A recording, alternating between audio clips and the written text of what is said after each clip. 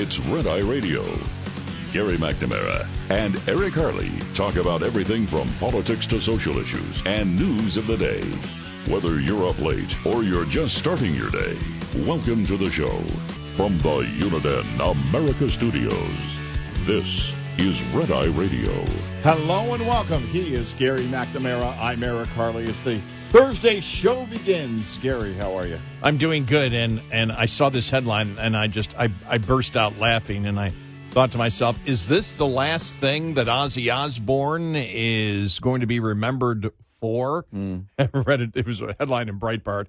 Anti-Israel activists trash the late Ozzy Osbourne for ignoring the Israel boycott. Of course. Of course. Well, that's really going to taint. Well, it's over now. That's only going to. His legacy is just nothing. By the way, when we were talking about his death yesterday, I forgot to mention a key point, at least for me. I walked out of my house coming here. This is hours after it was announced he died. I'm walking to my truck, and right over my head is a bat. I'm not joking. My neighborhood, like a lot of neighborhoods, has bats. And this time of year, they're out eating bugs at night. That's what they do. This thing circled over my head for probably about 2 seconds, which is a long time for a bat. And you know how they fly? They don't have any direction. They just kind of, they go in, separate directions. And so you could tell this bat was eating. It was hunting bugs, and then flew off. And I thought, I hadn't seen a bat, and I always look for them when I'm out at night.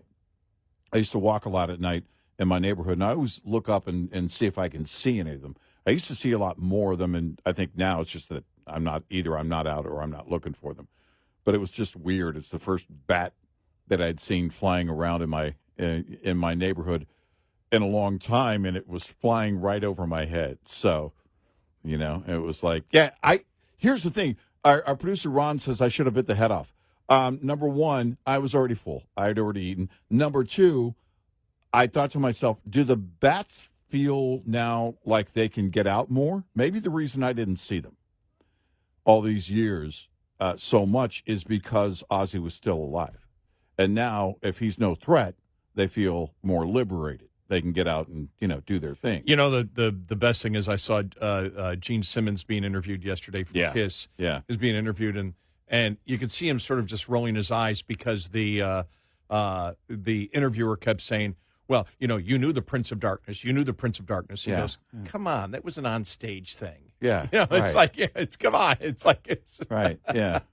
Well, and then the interviewer, in the interview I saw, it was a guy from NBC and this younger guy from NBC, and he's talking about, Gene Simmons, the demon. It's like, calm down. We're trying. You could tell Gene Simmons was not in Gene Simmons mode. And by the way, that's the other thing too. When Gene Simmons sometimes dies, and he was pro-Israel too. Well, that's he was born there, right? And so much of Ozzy Osbourne's family was Jewish, not him. Yeah, well, Sharon, right, and through her father's side, I don't remember if her mother was as well, but she talked about it. The anti-Semitism. I think we brought it up. I don't know, it was a few months ago, several months ago, but she had talked about it. But of course, the left is going to find something. Yeah, I mean, it's how dare you? But that's the thing, is that these are people that are clueless at every turn on the left. These activists are clueless. Watching them go bat soup crazy is sometimes entertaining, but it just makes you wonder, where in the world do they get their information, or do they even seek information? How in the world can you own a smartphone, because you do, there's no doubt you do, and not know things? So many of them on the left just seem absolutely clueless. Oh, I like this headline. The View co-hosts warn Colbert cancellation could lead to the dismantling of our Constitution. That's not the Babylon Bee, right? No. I mean, we have to ask the question. I have to ask the question. We have to clarify it for the audience because this is how stupid the headlines get. This is how stupid the conversation gets at The View. The headline, by the way, not stupid because it was based on something that actually happened at The View, and it's still on the air. Here's a question. If CBS was willing to lose tens of millions of dollars to keep Colbert going up to a point, how much money is The View losing? Well, that might be a good question. I don't know. I don't know what their finances are. I don't know what daytime TV advertising. I don't know what that whole thing looks like these days. All I know is my entire career has been a complete failure. Yeah. My entire career. I am the biggest failure ever. Well, the production staff could have told you that. And that's because I have never been able to get a deal to make millions of dollars to lose money. Yeah, that's a good point. What the hell's wrong with me? You and I are going to call an emergency meeting with our agent tomorrow and find out what the hell's wrong with him. The more money we lose, the more we should get the better paid. the contract should be, and the better the guarantee should be. How did we miss this? I don't know. I've been so stupid to think you can only remain employed as long as it's working. I've been brainwashed by the reality of economics. Gosh. Stupid capitalism and math. I want a Keynesian agent. That's right. See, the return was actually... I'm waiting for somebody to come out and go, okay, on the left. Okay, yes. The show lost tens of millions of dollars. But you can't measure the value of all the contributions he made to society along the way. Paul, our agent, you should be going to management with that. That's right. It doesn't matter. We know the guys are losing. Well, let's get bigger. I want more money than Colbert, so let's go bigger with our estimated projected losses. Oh no! I think $100 million. I think we should get. Well, first of all, we have to lose money, though. That's what I'm saying. Yeah. Hypothetically. Right. This is all none of this is actually based in reality. This is all hypothetical. Right. Yeah, well, that's true. How dare I use real math? Yes. But because I was thinking, look, let's lose $1 billion for the company. That's not going to happen.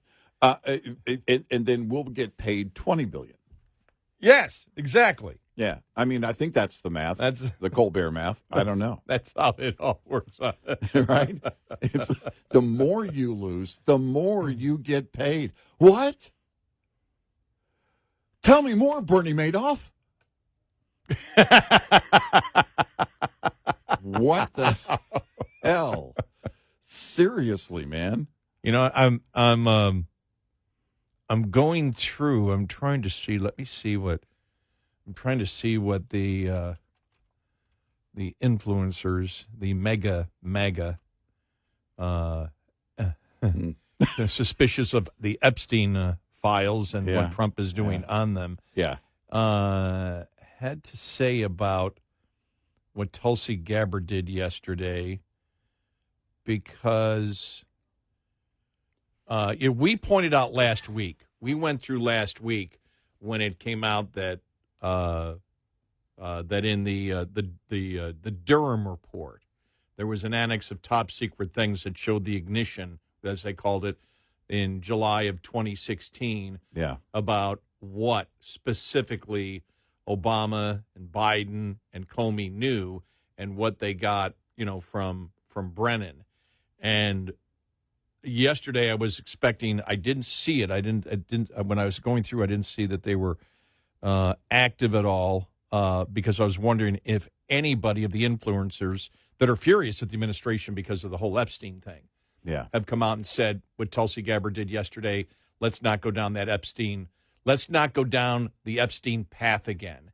Because you and I, anybody who's listened to this show for any number of years, know that there probably were, I'll put it this way, I don't want to say we're the only ones, but probably the top 5% of coverage of everything in Russia collusion from the very, very beginning. Yes. And we were on it consistently. It was for us, it really was a priority. Yeah. Every time we learned something, we talked about it. Yeah, and early on, I read the entire book, Russia, the Ball of Collusion, by Andrew McCarthy, that laid out every single point.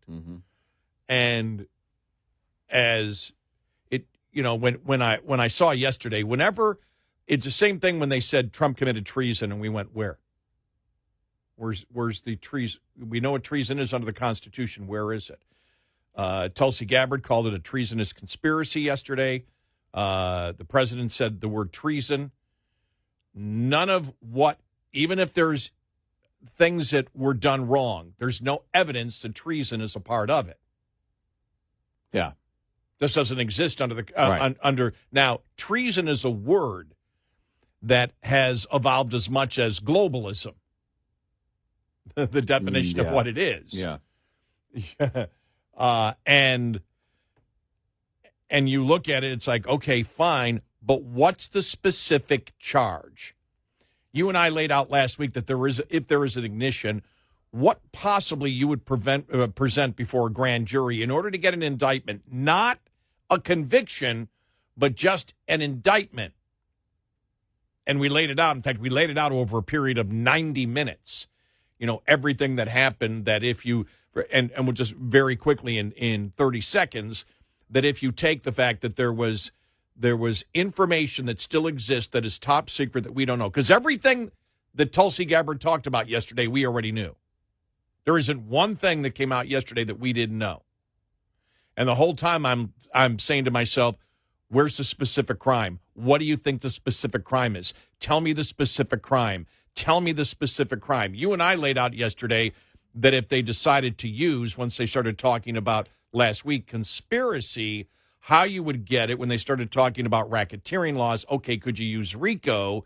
And what we said was the Hillary payment to Perkins Coie that they labeled wrong in order to hide that campaign money, because that money was going to Fusion GPS, which then went to Christopher Steele, that then went to Iggy Danchenko to make the complete false allegations in the dossier. And so the FEC already looked at that and fined them a tremendous amount of money for basically lying about where that money was going. So that was a civil violation. And then you and I looked at Kevin Kleinsmith and the lie and the fact that he was actually convicted of criminal fraud at that point, or pled guilty, I believe it was. He plead guilty? Yeah, I think it was a plea deal. Yeah. They pleaded guilty. That was the criminal offense. Yeah. And so you could look at it if you were going RICO and say, okay, that's the Kickstarter for everything else that happened. And if Obama knew it in the very, very beginning and knew the specific details of what Hillary Clinton was actually going to do, because what did they intercept? How did they know Hillary was going to do it? And is that the information in the Durham report that's top secret? Because if you could lay that out, then you could have the start of the conspiracy of it.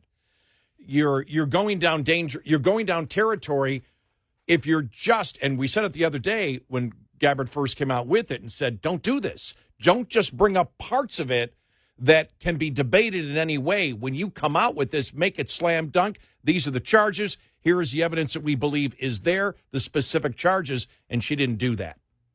And so I was wondering whether the influencers were going, okay, there's not enough here, there's not enough here, there's not. Stop, don't Epstein us again. Don't wave the files in our face and not have the meat and potatoes that you need to actually get to that point. Because when you look at, for example, you and I were talking about it earlier with Obama, with the intelligence community assessment, I want a new one. Well, intelligence community assessments can sit there and say, we're 95% sure right now in 1 week, and we're 95% sure that Putin was not involved in anything with the election. But 5% we're not sure. Well, then a week later you can come and say, well, we realize that the way that Putin acts, it's now 52-48 that we believe that he was involved in it. These things can change. And if you're going to attempt to prosecute the analysis of the intelligence community assessment, you're going to get right to the point of the same thing with immunity as you got with Trump. Yeah. And that's the problem. Well, no, part of his thing is to go over and demand new intelligence community assessments if he's not, but he was wrong. Well, it doesn't matter. That is part of his job. And so to sit there and target and give hope that you're going to get Obama on this.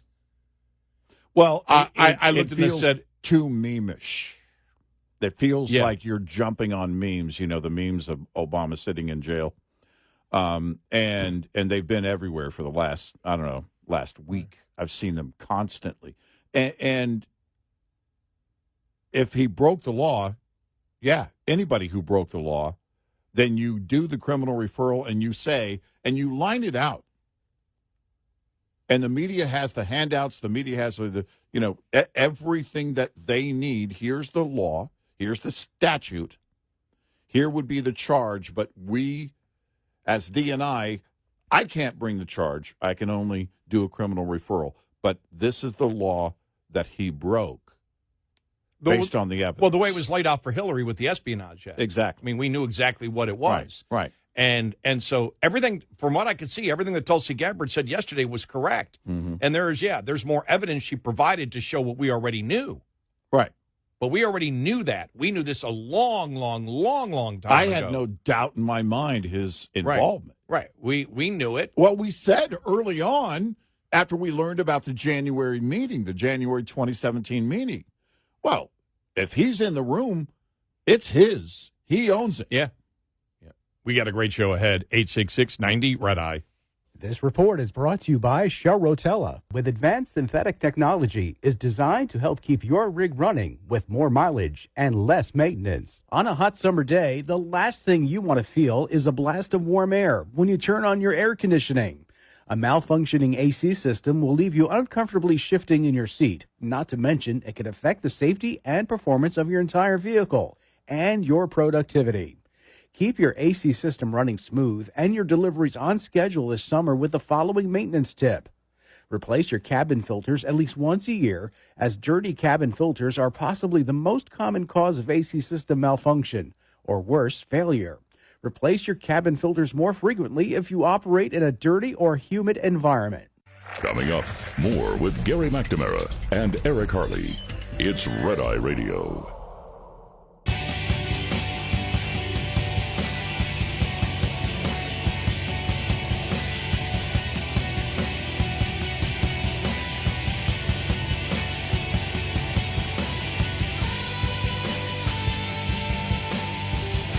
It's Red Eye Radio. He is Eric Harley, and I'm Gary McNamara. Welcome and good morning. Thanks so much for being here this morning. Again, I don't know. We like I said, we laid out last week what we thought what the Department of Justice might be able to do, or a grand jury, when it came to indictment, based on everything that happened with the Russia collusion hoax, because it was there. Everything that we heard yesterday, I mean, there's more evidence to support what happened, but we knew it already. There was no new information that we got that we didn't know here at Red Eye Radio. Well, and when you talk criminal referral, now you send it to the DOJ. Now it's in Bondi's hands, and the expectations are on Bondi. I was reading because I wondered what Jonathan Turley thought. He said it's too early to say what the criminal charges may be.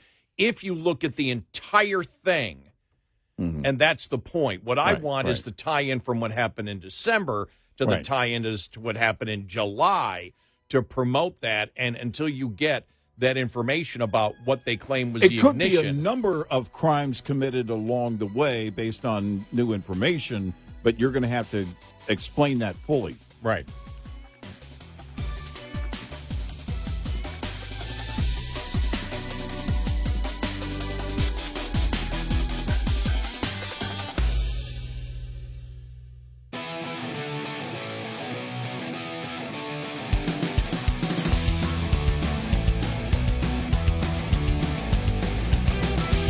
You're listening to Red Eye Radio from the Uniden America Studios.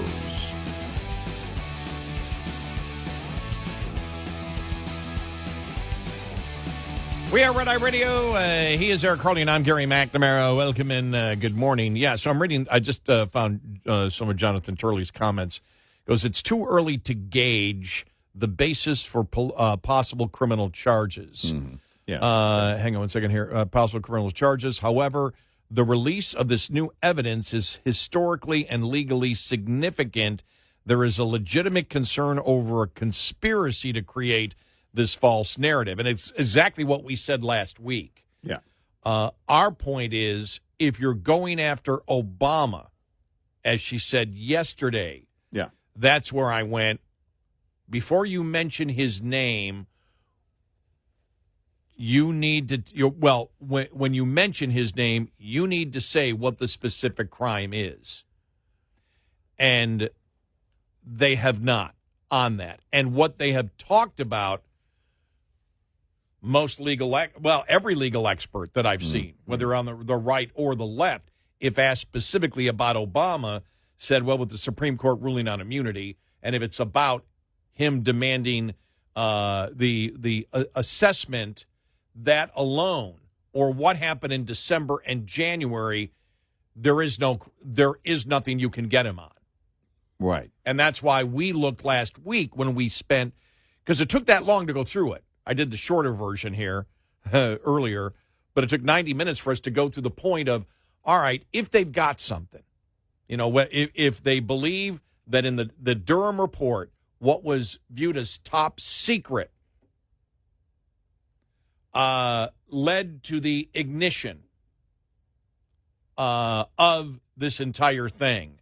And it contains information that showed Obama knew exactly what she was going to do, and knew exactly, like they knew she was using the money in order to get in order to get a fake dossier. Yeah, and he knew it all along. Yeah, and kept it going. And then you take, because of the civil violation of the FEC violation, saying that it was going for legal fees when it was going for opposition research and to set up the dossier. And then with Klein-Smith's conviction for lying, you've got a civil crime, you've got a criminal crime involved in it. And that's where you could start a racketeering RICO case at that point, that the left hand doesn't need to know what the right hand is doing, as long as there's enough people that knew about what was going on, and it expanded from that point to continue that conspiracy all along. Right. Now, when we broke it down, and it took 90 minutes to do it, we said you might be able to. This would be really interesting if you're sitting on a grand jury, whether you'd say, oh, okay, okay, let's indict. Now, an indictment is completely different from getting actually a conviction, as we all know. And that's the point that we got to based on what we knew.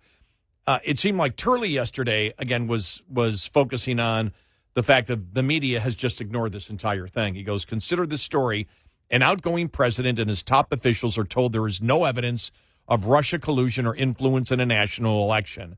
The White House then moved to suppress the intelligence assessment and reverse the conclusions while false claims were leaked to the press. That is not just a major, but a Pulitzer-level story, right? Apparently not. The legacy media has largely ignored the declassified evidence and possible criminal referral on the Obama administration seeding the Russia collusion narrative just before the first Trump administration. It supports allegations in the real Russia conspiracy. Well, wow. Who has said that before? Mm-hmm. The conspiracy to create a false Russia collusion scandal to undermine the election and the administration of Donald Trump in 2016. And we've also said you got to include in that the fact that they paid Iggy Danchenko to create a significant portion of the dossier, a lot of it in a drunk fest, because he's a Russian national. Yeah. Director of National Intelligence Tulsi Gabbert suggested last week that intelligence was manufactured and politicized despite countervailing conclusions from American intelligence that there was no collusion or influence on the election. Critics have noted that CBS only covered the story to refute it. The release of this information is historically significant, as it finally allows the public to see how this effort began, with the Clinton campaign and was actively cultivated by Obama officials. We previously learned that the Clinton campaign spent millions to create the infamous Steele dossier and then hid their role from the public. Attorney Mark Elias, a general counsel to the Clinton presidential campaign, pushed the false Alpha Bank conspiracy. His fellow Perkins Coie partner, Michael Sussman, was indicted but acquitted in a criminal trial. During the campaign, reporters asked about the possible connection to the campaign, but Clinton campaign officials denied any involvement in the Steele dossier. When journalists discovered after the election that the Clinton campaign hid payments for the Steele dossier as legal fees among the $5.6 million paid to Perkins Coie, they met with nothing but shrugs from the Clinton staff. And that's where, again, the civil violation took place, as we have said, because they, as we have talked about before, which you could look at and say, okay, that's the civil law that was broken there. And then Kleinsmith, that would be the criminal law. And the reason we bring up and say the importance of the civil law being broken is because Trump tried to go after, I believe, was it the Hillary campaign? He tried to go after the Hillary campaign on a civil RICO violation. Like $20 million, right. I think. And the court dismissed it. Now, as we said last week, could that in itself lead to Trump personally being able to file later on another RICO civil violation if whatever is in that ignition proves that everybody along the line knew what was going on? Well, in fact, when the judge dismissed it, we said, well, there could be new information down the road. I don't remember if we tied it to the Durham thing or not. We said, look, there could be something learned where, because you and I were kind of going through it and as laymen, just kind of laying it out going, okay, does he actually have a case here? And the judge tossed it, but it could come back now easily. Well, that's the thing. Not just the criminal part of a conspiracy, the civil case, but there's civil. You can file civil RICO cases, right? And if there's more information here, could it help the president get to that that particular point? Right. New York Times reporter Ken Vogel. This is Jonathan Turley writing this. New York Times reporter Ken Vogel said at the time that Mark Elias denied involvement in the anti-Trump dossier. When Vogel tried to report the story, he said Elias pushed back vigorously, saying, "You or your sources are wrong." Times reporter Maggie Haberman declared, "Folks involved in funding this lied about it and with sanctimony for a year." Elias was back when John Podesta, Clinton's campaign chairman, was questioned by Congress and on the Steele dossier and denied categorically any contractual agreement with Fusion GPS. Sitting beside him was Elias, who reportedly said nothing to correct the misleading information given to Congress. Not only did Clinton reportedly spend over $10 million on the report, but Obama was briefed that she was going to create a Russia collusion narrative as part of her campaign. This goes along with everything that we have said. Mm-hmm. Look, everything that we have said is based on the fact that when I look back and you look back on all the political scandals of all time, I don't think you and I have spent more time on anything than this. No. Since we first came in on January 2nd. Right. We talked about it was 20 years last week, and we never mentioned, we mentioned, breaking news and things like that. But when you look at, scandals that get complicated, that you try to make it so people can understand it within a minute or two, so you can then expand further on it, so you get their interest on it. That was a tough thing to do here because there's so many different working parts of it. But it goes, not only did Clinton reportedly spend over $10 million on the report, but Obama was briefed that she was going to create the Russia collusion narrative as part of her campaign. Now, we don't know specifically what he was briefed on.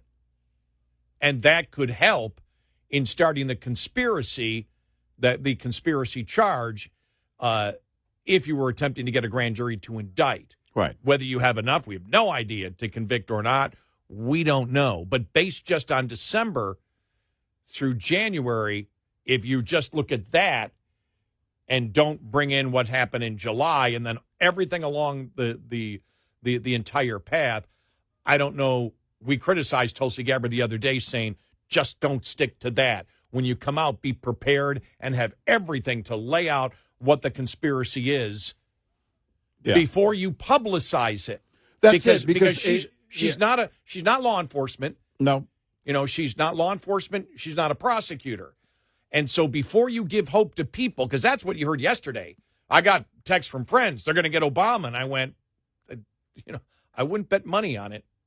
Well, after the Epstein thing, on what we know so far, right? I don't trust any of the process in that regard. And from the DNI's office, nobody has a clock on you, and also there is no need to tell anyone anything until you've got something solid and you can demonstrate that. If the point is, because the point of yesterday was to demonstrate to the public. This was about the court of public opinion and also the political effect of it. And now you've got to move it now to and you, through doing that, moved it to the legal corner. And you've given it to the AG. Now it's on Pam Bondi's shoulders. Because what you're saying is, and this is how criminal referrals work. Look, we've got all this. We believe a crime or a number of crimes were committed, but it's up to the AG and the DOJ to find it and to lay that out and then decide what to do with it. But once you politically, in doing what you were doing yesterday, the point of doing that and being at the podium yesterday is the aha moment. We don't want to see, and she didn't wave any binders yesterday as far as I know.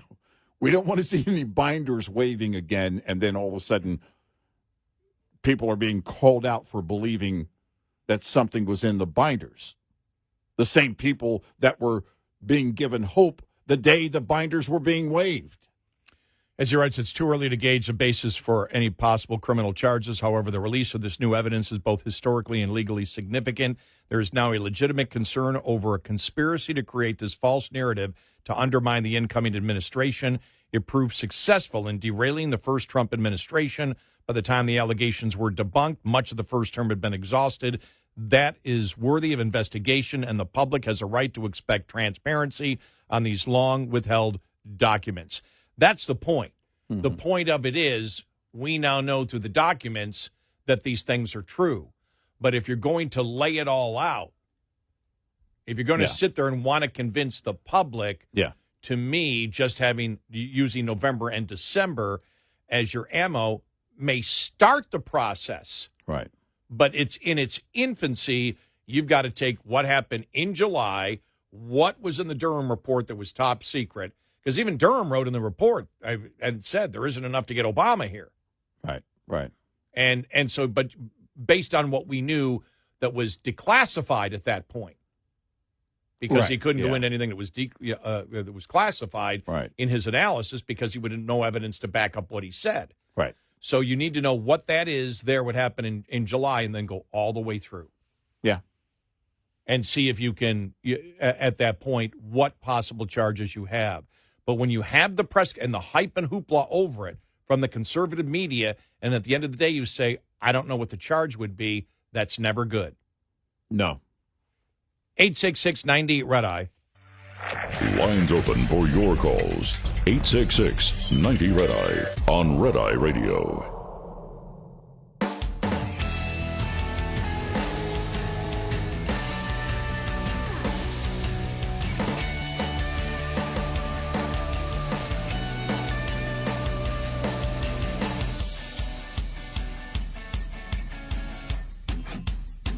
It is Red Eye Radio. He is Eric Harley, and I'm Gary McNamara. Welcome and good morning, and thanks so much for being here. I guess our point is, if what happened, in 2016 is reprehensible. And I'm glad all these things are coming out, and I want more to come out so the public knows it. And I want to document we need to document for history what happened there, and both there and at the auto pen. Because when you look at the Russia collusion hoax, it's still the biggest scandal in American presidential history, I believe. Yeah. You destroyed an entire first term of a president based on something that was a complete lie.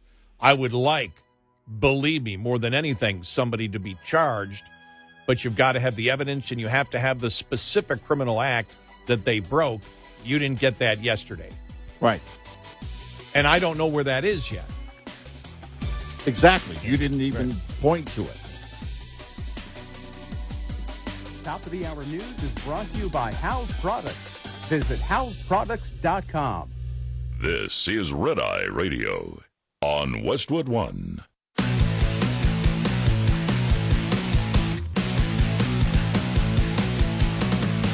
Now, it's Red Eye Radio. Gary McNamara and Eric Harley talk about everything from politics to social issues and news of the day. Whether you're up late or you're just starting your day, welcome to the show. From the Uniden America Studios, this is Red Eye Radio. All across America, we are Red Eye Radio. He is Eric Harley, and I'm Gary McNamara. Welcome and good morning. Thanks so much for being here this morning. Thank you. How's everybody doing? I can't believe it's Thursday already. You know, one of the things that we heard yesterday, and we heard it in 2016 when the Democrats were accusing Trump of committing treason. Yeah, and we said, well, where's the treason? And they were trying to make the case that he was giving aid and comfort to the enemy, right? Which would be Putin. All right. Now we know that the dossier and the Russia collusion was a hoax. We knew that years ago. We just didn't find out in the last couple of weeks about that. But two types of conduct for treason: levying war against the United States. Mm-hmm. That means actually picking up arms against the United States and you're a citizen. And giving aid and comfort, which would be material support or assistance to entities that are hostile to the United States. Okay? Right. That's basically it. So if you had, for example, let me just, because the accusation is Trump, or that Obama was leading the treasonous conspiracy against the United States. And you're using treason, and you're using the word treason. Well, what you have right now is not treason. What would be an example of treason? Hypothetically, Obama is in contact with Putin. Putin and he agree to set up Trump. Yeah. You need to have, in order to have treason here, to fit the definition, you would need to be somehow in contact or with a specific conspiracy with your enemy's leaders. Right. Or entities that are hostile to the United States, and you can make that case for Putin. If you don't have that direct phone call, and maybe even an exchange of money or whatever, or an exchange of intelligence, that, Obama calls Putin and says, we're going to get Trump. What do you got? Well, we have intelligence here. Well, then you do? What is it? At that point, you could make the case for treason. I look at words out there over the last couple of decades that have been the definition completely misused. Treason is one of them, or the definitions have wildly evolved. Treason and globalism. Yeah, right. By the way, if you want an example of what globalism used to be, you saw it with the whole thing about the UN yesterday saying that rich countries need to pay for the climate change damage to poor countries, and they're going to demand reparations. Yeah. And if the UN could actually make the United States do that, that would be what the traditional definition of globalism used to be. Right. Now I'm not sure what it is. Right. I know partly people that are against, for example, anybody who, like a Rand Paul would be, and he's not, but Rand Paul should be viewed, and Ron Paul should be viewed as the ultimate globalist by the new definition. Because Ron Paul was for absolute free trade. Mm-hmm. He didn't want any government involvement at all. Mm-hmm. And so that would fit the new definition of globalism as it's involved. And I bet you some Ron Paul fans are furious at us right now for saying, under the new definition, we don't make the definitions. We're just... Right. It changes all the time. It changes constantly. But so you look at this and you say, okay, because I do think the evidence shows you can make the case that Obama being president and the January meeting that he had, and then knowing what happened in July, you can make the case that he led the entire thing. Again, the question goes down to what is the specific crime? Right. Yeah. And I was watching everything yesterday, just trying to find out what's the specific crime, like we knew with Hillary. Here's Tulsi Gabbert yesterday. Let's play this audio cut here. Here we go. Any of this new information implicates former President Obama in criminal behavior? We have referred and will continue to refer all of these documents to the Department of Justice and the FBI to investigate the criminal implications of this. For even former President Obama? Correct. The evidence that we have found and that we have released directly point to President Obama leading the manufacturing of this intelligence assessment. There are multiple pieces of evidence and intelligence that confirm that fact. So you look at, is manufacturing intelligence to go after your political enemy treason? No, it does not fit the definition of treason. One of the things I don't know, if the, do you have to, for example, Brennan, because people now are saying, well, Brennan led this thing, and Brennan purposely misled, everybody about this from the very, very beginning. And we believe that Brennan lied. Well, maybe there's a perjury charge, a specific perjury charge for lying in front of Congress. Right. All right. Yeah, someone, in fact, a few people mentioned that yesterday, brought up perjury. Yeah. For him, for Brennan. Yeah, you might be able to make that case, but the big target yesterday was, okay, they think they've got something on Obama. And my point is, what is the specific crime that you have? If you're going to go after the head honcho and you're going to make it public, do you wait until, you get the information that you want from July that shows that Brennan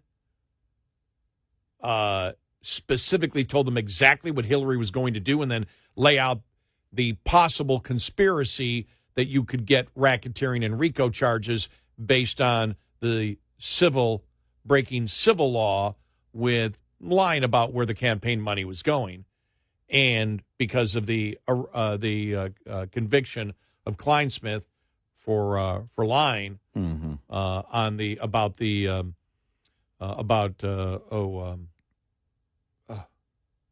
Carter Page. Carter Page. Thank you. Thank you so much. Saying that, implying that he was an asset for Russia when he was actually an asset for the United States. Exactly the opposite of it. That those crimes are what set off the conspiracy. But they're not talking about that. They're just saying there's a conspiracy. Well, I can be involved in a conspiracy that doesn't break any federal laws. Right. And so when you go after the big guy, and we said this a couple of days ago when she gave out the information of what happened just at the that Obama wished to change the assessment on it. We said at the time, that's not enough. You should not just give out. If you're trying to look at the entire conspiracy, the left hand has to know what the right hand is doing. And for Gabbert to come out and not tie July and everything that happened throughout that period into then what happened in December and January and all along with the Mueller report and everything else leading to the first impeachment. And there's more after that. You go to lawfare and a whole bunch of other things. That's not the due diligence that I want, because I want to know. I think yesterday, when you're going to go after Obama, you need to let people know in order to differentiate yourself from what Democrats did. And not that the evidence might not be there of criminal wrongdoing. It could be there. But you didn't point it out yesterday. And after the whole Epstein fiasco, sending this to Bondi, and if Bondi comes back and says, well, yeah, there's, we believe a lot of immoral wrongdoing, but we don't have enough in order to do it. You've just destroyed yourself with a significant portion of your own base. If you hand Pam Bondi a no reasonable prosecutor moment, like James Comey pulled off, then you're losing all credibility on all fronts again. And this entire thing then goes away and fades away. That's the problem with it. Right now, you have people. I can't put a number to it, but you have people right now that believe Obama's going to go to jail. Oh, yeah. That's what you did yesterday. I got it from people I know. I got text He's going to jail yesterday saying, all right. And if he doesn't, she's got him. And I'm like. And it ends with Pam Bondi saying we could not find evidence or enough evidence to bring prosecution, then those people will not be happy. And this entire thing, when the whole point was, look, by the way, for the DNI to come in and say, without going to the public, we're going to do a criminal referral, we're going to hand this over to the DOJ and see if there's anything there. They can do the investigation on possible crimes that were committed and bring whatever charges that they feel may apply. Not in front of the public, though. You're just going to do that, do the work, and then it comes back, and then Pam Bondi can tell, if charges are brought, Pam Bondi can tell the story and say, this is how this all went down.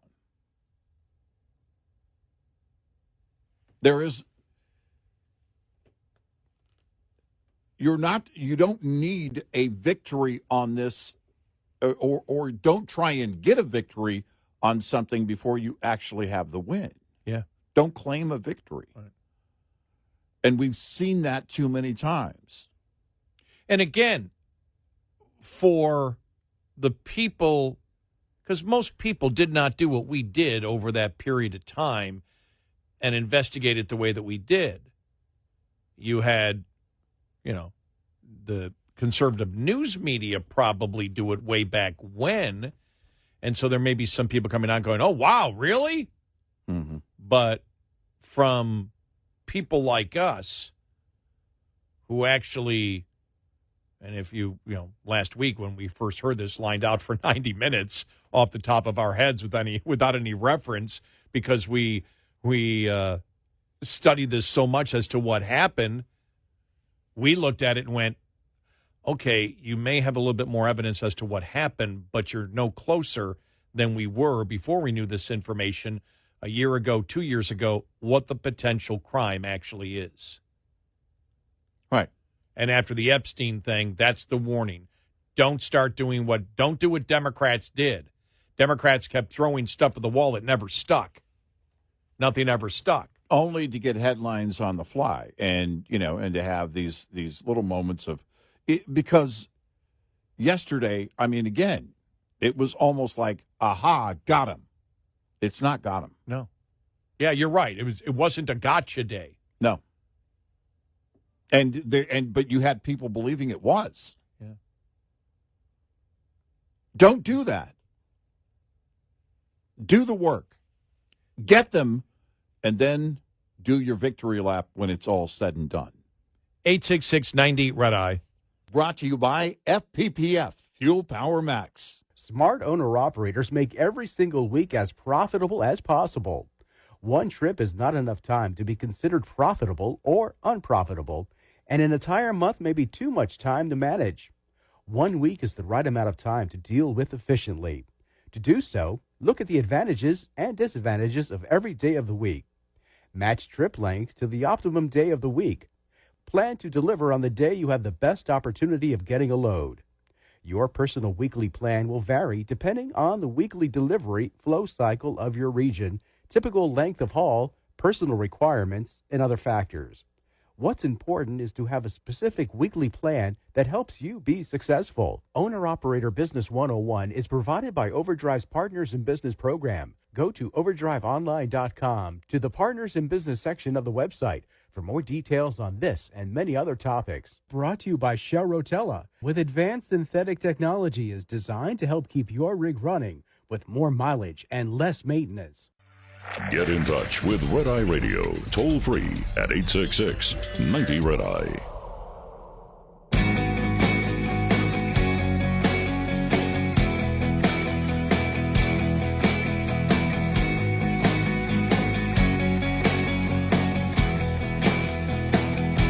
It's Red Eye Radio. He's Eric Harley, and I'm Gary McNamara. Welcome and good morning. By the way, to update the story that Russia intelligence, and this came from the House Intelligence Committee report, that Russia had huge amounts of potential anti-Clinton dirt that it sat on, and that included the claims that Hillary was on heavy tranquilizers. Oh, yeah. Well, that was Bill's doing, just so you know. Hey, I didn't know anything about it. I thought it was aspirin. Vegan aspirin, to be clear. Yeah. Wow. Oh, wow. Yeah. And I just, that one, I burst out laughing yesterday, and I went, okay. Well, why was she on heavy tranquilizers? Exactly. Well, and why would you, I mean, seriously, look, I know they all have busy schedules. She was so busy, she had to keep her email server at home. But, I mean, you're going to be on tranquilizers and I don't know, and do anything? I take a half a muscle relaxer. That's it. My weekend's over. I'm not going anywhere. I've never had should I go for that prescription now that I'm old and weak? A muscle relaxer? Yeah. No, I think you just pointed out that your muscles are already pretty much relaxed. Oh, okay. So, yeah. I think you're good. I was wondering, if I pop a couple of those, will it help the hurt? Oh, I wouldn't. Can I golf with it? The one that my doctor gives me, I can't take a whole one, and I've been taking it since 2014. What does it do to you? I mean, it relaxes. For me, it makes me feel like the skin is melting off of my body. I mean, it relaxes your muscles. Oh, that might not help my golf game. Oh, no. There's nothing cerebral about it. Your body is just going, and you're going,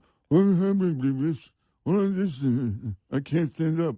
It's, for me, I've heard people can take them and be fine.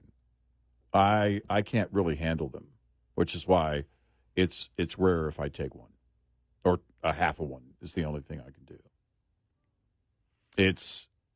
I've only with tranquilizer. My question would be, by the way, we keep hearing about these Democrats taking all these drugs.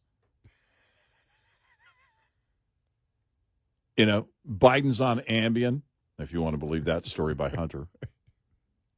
Hillary's on tranquilizers.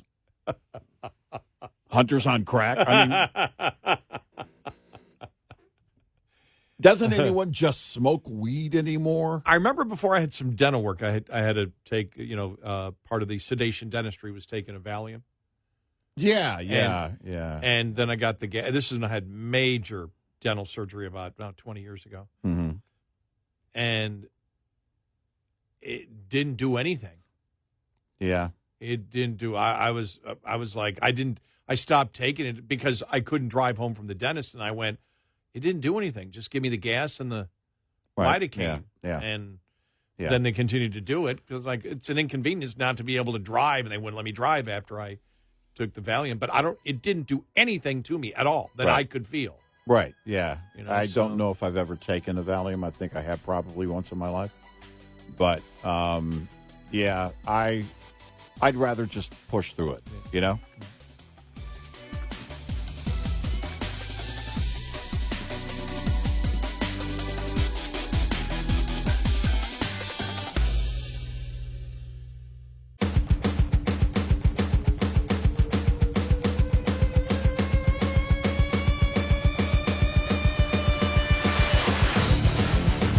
Catch all 5 hours of the show live every night on the Red Eye Radio app. Available in the App Store. Red Eye Radio. And he is Eric Harley, and I'm Gary McNamara. Welcome and good morning. Welcome to the show. Let's just go through some audio cuts here, and then we'll get to a bunch of other topics. Sure. That we want to make sure we cover. But the whole Russia collusion hoax was big yesterday, and Tulsi Gabbert talking about that Obama has been put in for criminal referral. And our point was, there may be, I look at somebody maybe like Andrew McCarthy who wrote the book Ball of Collusion, but if you take the top 5% of people out there, we have probably studied the Russia collusion hoax more than anyone and we'd look at it and say, man, there's got to be a crime in there somewhere. And so we've always been looking. And there might be. We've always been looking. There might be. And so we've always been looking for what that crime could be. And that's why we laid it out last week. That's why we laid it out and said, okay, because when they started talking about, but this Durham report had an annex to it that was classified and top secret, which really wasn't discussed. And in that, the Trump administration said is basically the ignition, the igniter that shows the conspiracy, because that's when the intelligence agencies, you're assuming that's Brennan and Clapper, told Comey and Obama and everything, Hillary's trying to set him up. Right. We've known this now for years, though. This isn't new. And Tulsi Gabbert came out and talked about the intelligence community assessment of what was going on and whether Russia was involved in trying to hack or do whatever to the 2016 election, and that they changed it. And the reason that they changed it was because they wanted to keep the conspiracy theory going on that was untrue, which was a setup by the Hillary campaign against Donald Trump. Right. Now, the other problem is you've had, people like, Marco Rubio, who was his Secretary of State, who came out and said, no, Russia was involved in trying to change the outcome of the election. But that doesn't really matter. That wouldn't be part of the story, because that's separate from what they did with the information that they had at that particular time. And why did they do it? Now, the whole point is, what would the criminal charge be? Let's hear from, this is first audio cut comes from Karoline Leavitt at the press conference yesterday. The truth is that President Trump never had anything to do with Russia, and the Russia collusion hoax was a massive fraud perpetuated on the American people from the very beginning. And the worst part of this is Obama knew that truth, and so did all of the other corrupt officials involved in this scam, including former CIA Director John Brennan, former Director of National Intelligence James Clapper, former FBI Director James Comey, former Deputy Director Andrew McCabe, and many others. The truth is, I don't think anything that she said there is incorrect. Right. Right. But you get to the point, again, as we've said, what is the actual crime? Mm-hmm. Now, I want to go, this is part of the discussion that was going on yesterday on Fox News. Jason Chaffetz was a part of it, Jonathan Turley, and more. Here it is. By these docs at that time. Listen. I can't speak to what happened there. There were several DNIs under the first Trump administration. President Trump faced many challenges from those who were working in the government who sought to undermine his presidency. Any thoughts on that, Jonathan? Yeah, well, I think Tulsa put it well. The fact is, for those of us who were involved in different aspects of the first term in the media or in Congress, that was a real dog pile. The minute he came into office, he faced this investigation that consumed much of it. They were successful. You know, these are media figures who were looking for a Russian conspiracy. This is it, and you were part of it. That is, the Russian conspiracy was to seed this false narrative that would consume the first Trump term. And it worked. But it wouldn't have worked without the people in that room. You'll notice how they fervently refused, despite Tulsa's efforts, to address the evidence that she just released.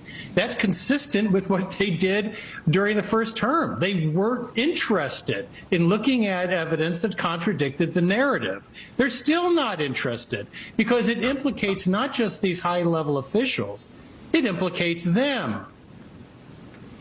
And Jason, just to finish this off here, what the Director of National Intelligence was detailing here is laid out again in this House Intelligence report, is that there was plenty of evidence that Putin wanted to undermine confidence in the American electoral system, but that he assumed that Hillary Clinton was going to win because it certainly looked to him like that was going to happen. And that what he was going to do was he was going to save what he thought was some very juicy intelligence for if Hillary Clinton was elected or when she was elected to try to undermine her presidency. And yet, according to this report, everything started pushing in early December in a completely different direction. Yeah, I think everybody thought that Hillary Clinton was going to win, and I think that's it actually provides the motive that James Comey, as the FBI director, put them things into motion when he put them into motion. I think those are all questionable now. Let's remember that the director, or that the Inspector General, Michael Horowitz, at the time at the Department of Justice, recommended prosecution of people that were leaking things to the media, and Department of Justice said no. He recommended many times to do those types of things. He even recommended to prosecute the number 2 person, McCabe, at the Department of Justice. The Department of Justice, again, said no. So there was a lot of action that was going on behind the scenes. But remember, you had an Obama administration and later a Biden administration did everything they could to bury that and allow people like me. I was the chairman of the Oversight Committee. They would not provide these documents, and that deep state continued on in perpetuity to hide that information that was clearly asked under subpoena and never did happen. And okay, so and that's the conversation that they were having. And again, Jason Chaffetz is talking about leaking classified documents, which should be prosecuted. Yeah. But the fact is, we knew that back then. Right. Yeah. Sure. That it doesn't really apply that there's anything new today. But that's what I was doing this all yesterday, saying, going through and saying, okay, what do they have and what's the new information and what would be possible criminal charges that, what's different? What didn't I know? Or what did I know? And what new evidence does she provide or hint that exists out there that's classified that they can't promote right at this particular moment that would lead to a particular federal charge against someone? That's what I didn't get yesterday. But here's John Kennedy talking about it also on Fox News. Here we go. James Comey. Fox Business. Brennan. Clapper. Those are nasty, mean people.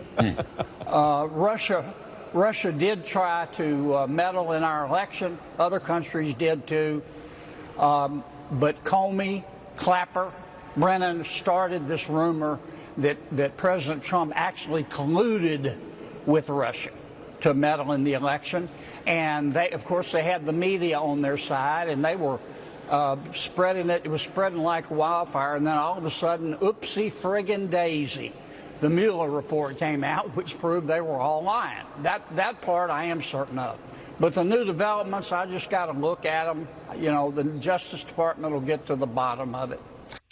Yeah. By the way, it's the Mueller report, not the Mueller report. Yeah. And Jonathan Turley did apologize to Tulsi Gabbert for calling her Tulsa. Yeah. He did later on.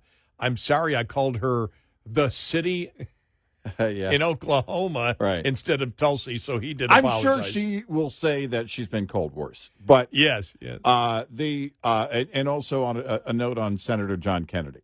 The video was going around yesterday of when he was on the air and seemed to freeze. He stopped talking right in the middle of a sentence he was saying. And I knew that it was a technical thing because of the way that he was his eyes were kind of moving around like, what is that noise or what's going on? They had mic problems earlier on that same set with Senator Rand Paul. And it turns out, and John Kennedy came out and clarified and said, it was the earpiece that they gave me to hear the host. It sounded all of a sudden like a 747 was taking off. As I was talking, all of a sudden this, loud noise came through the earpiece, and I didn't know what was going on. So that's what happened there. But the story, the headlines got out. In fact, a few people on X yesterday was he was having a medical emergency on the air. It's like I watched it and I was like, no, that doesn't look like a medical emergency. I hope it's not for all the reasons, but I looked at it and I was like, no, that looks technical because you could see his eyes were like, whoa, what is that? As he stopped. And so it wasn't a moment like we've seen happen with Mitch McConnell or a couple of other people in the past. Let's go to Ron Johnson, who was on News Nation yesterday. Senator Ron Johnson, who's done a lot of investigative work on this, and what he had to say. The extent that he and top members of his administration interfered in the 2016 election, then later on in the 2020 election, do I need to remind you about the 50 intelligence officials that were pretty well ginned up by members of of our former Secretary of State to provide that letter, said that the Hunter laptop had all the earmarks of a Russian information campaign when the FBI had possession of it and knew it was genuine. I want the press to be honest. I want Pulitzer Prizes to be returned. They were either duped or complicit in pushing that false narrative that put America in political turmoil for years. It's continuing to go on, all based on a Hillary Clinton dirty trick, the Steele dossier, that those guys knew was a dirty trick, and yet they used that to gin up the Mueller investigation, impeachments, everything else. Listen, this is, again, election interference, orders of magnitude worse than anything Russia or China ever could hope to achieve. And that was orchestrated by President Obama, President Biden, John Brennan, and that whole cast of characters. And again, I've known this. The American people should have known it, but it was never really covered by the legacy media.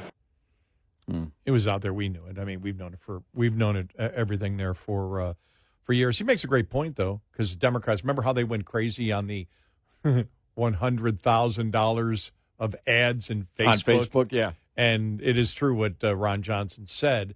The extent to which Obama and the top members of the Democrats interfered with the 2016 and 2020 election is to the 100th power, right? More than Russia or China could have ever managed in meddling in an election. And it was all Democrats creating lies over and over and over again, and censoring materials, censoring materials, the 51 intelligence agents, all of it. China and Russia couldn't even have fantasies to interfere in an American election as much as the Democrats did. Because we said on the Facebook thing, we said, you need to come up with a bigger number. Make it like $10 billion. They spent $10 billion. If you wanted to be impactful, which of course wasn't the case. All of this proving once again, if you needed further proof, that the Democrats honestly have to make everything up. Every single thing has to be made up. Nothing is real on the left. Nothing is real. You look at, that whole thing when that Facebook story came out, we were like, it doesn't none of that matters, even if Russia were trying or any other. By the way, we always assume nations are doing that. Other nations are doing that all the time, including the U.S. I remember when Obama made sure that he was interfering in the Israeli exactly, elections. including the U.S., as I just said. Exactly. It's always happening. No surprise, no shock. But they were interfering with our elections while in office, and that is a problem. 866-90-RED-EYE. We'll be right back with more Red Eye Radio with Eric Harley and Gary McNamara.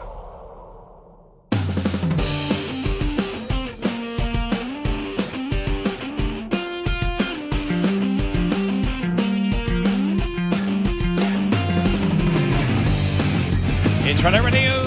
He's Eric Harley, and I'm Gary McNamara. You make a great point. We're just discussing it. Remember, after the 2016 election, Obama wouldn't share intelligence. Right, from the briefings. Yeah, with Trump. Then he was President-elect Trump, and they have briefings. They have daily briefings, too. They have, there's information that has to be shared. It's part of that transition period. But they were making the case that they couldn't trust him based on Russia collusion. Exactly. When it was exactly the opposite. Right. They didn't want Trump to know as much. I mean, this is politically, this is as bad as it gets, the more proof that you see politically. Our question this morning is, where are the statutes that, and we don't know. They could find at the DOJ a number of laws that were broken by a number of people, but you've got to get that proof in order to move forward on prosecution.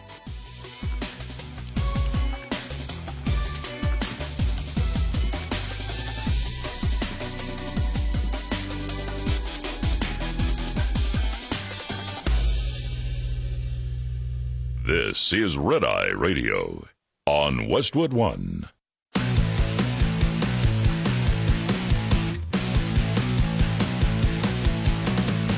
Now, it's Red Eye Radio. Gary McNamara and Eric Harley talk about everything from politics to social issues and news of the day.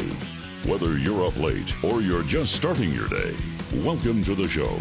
From the Uniden America Studios, this is Red Eye Radio. All across America we are, and we are Red Eye Radio. He is Eric Harley, and I'm Gary McNamara. Welcome and good morning.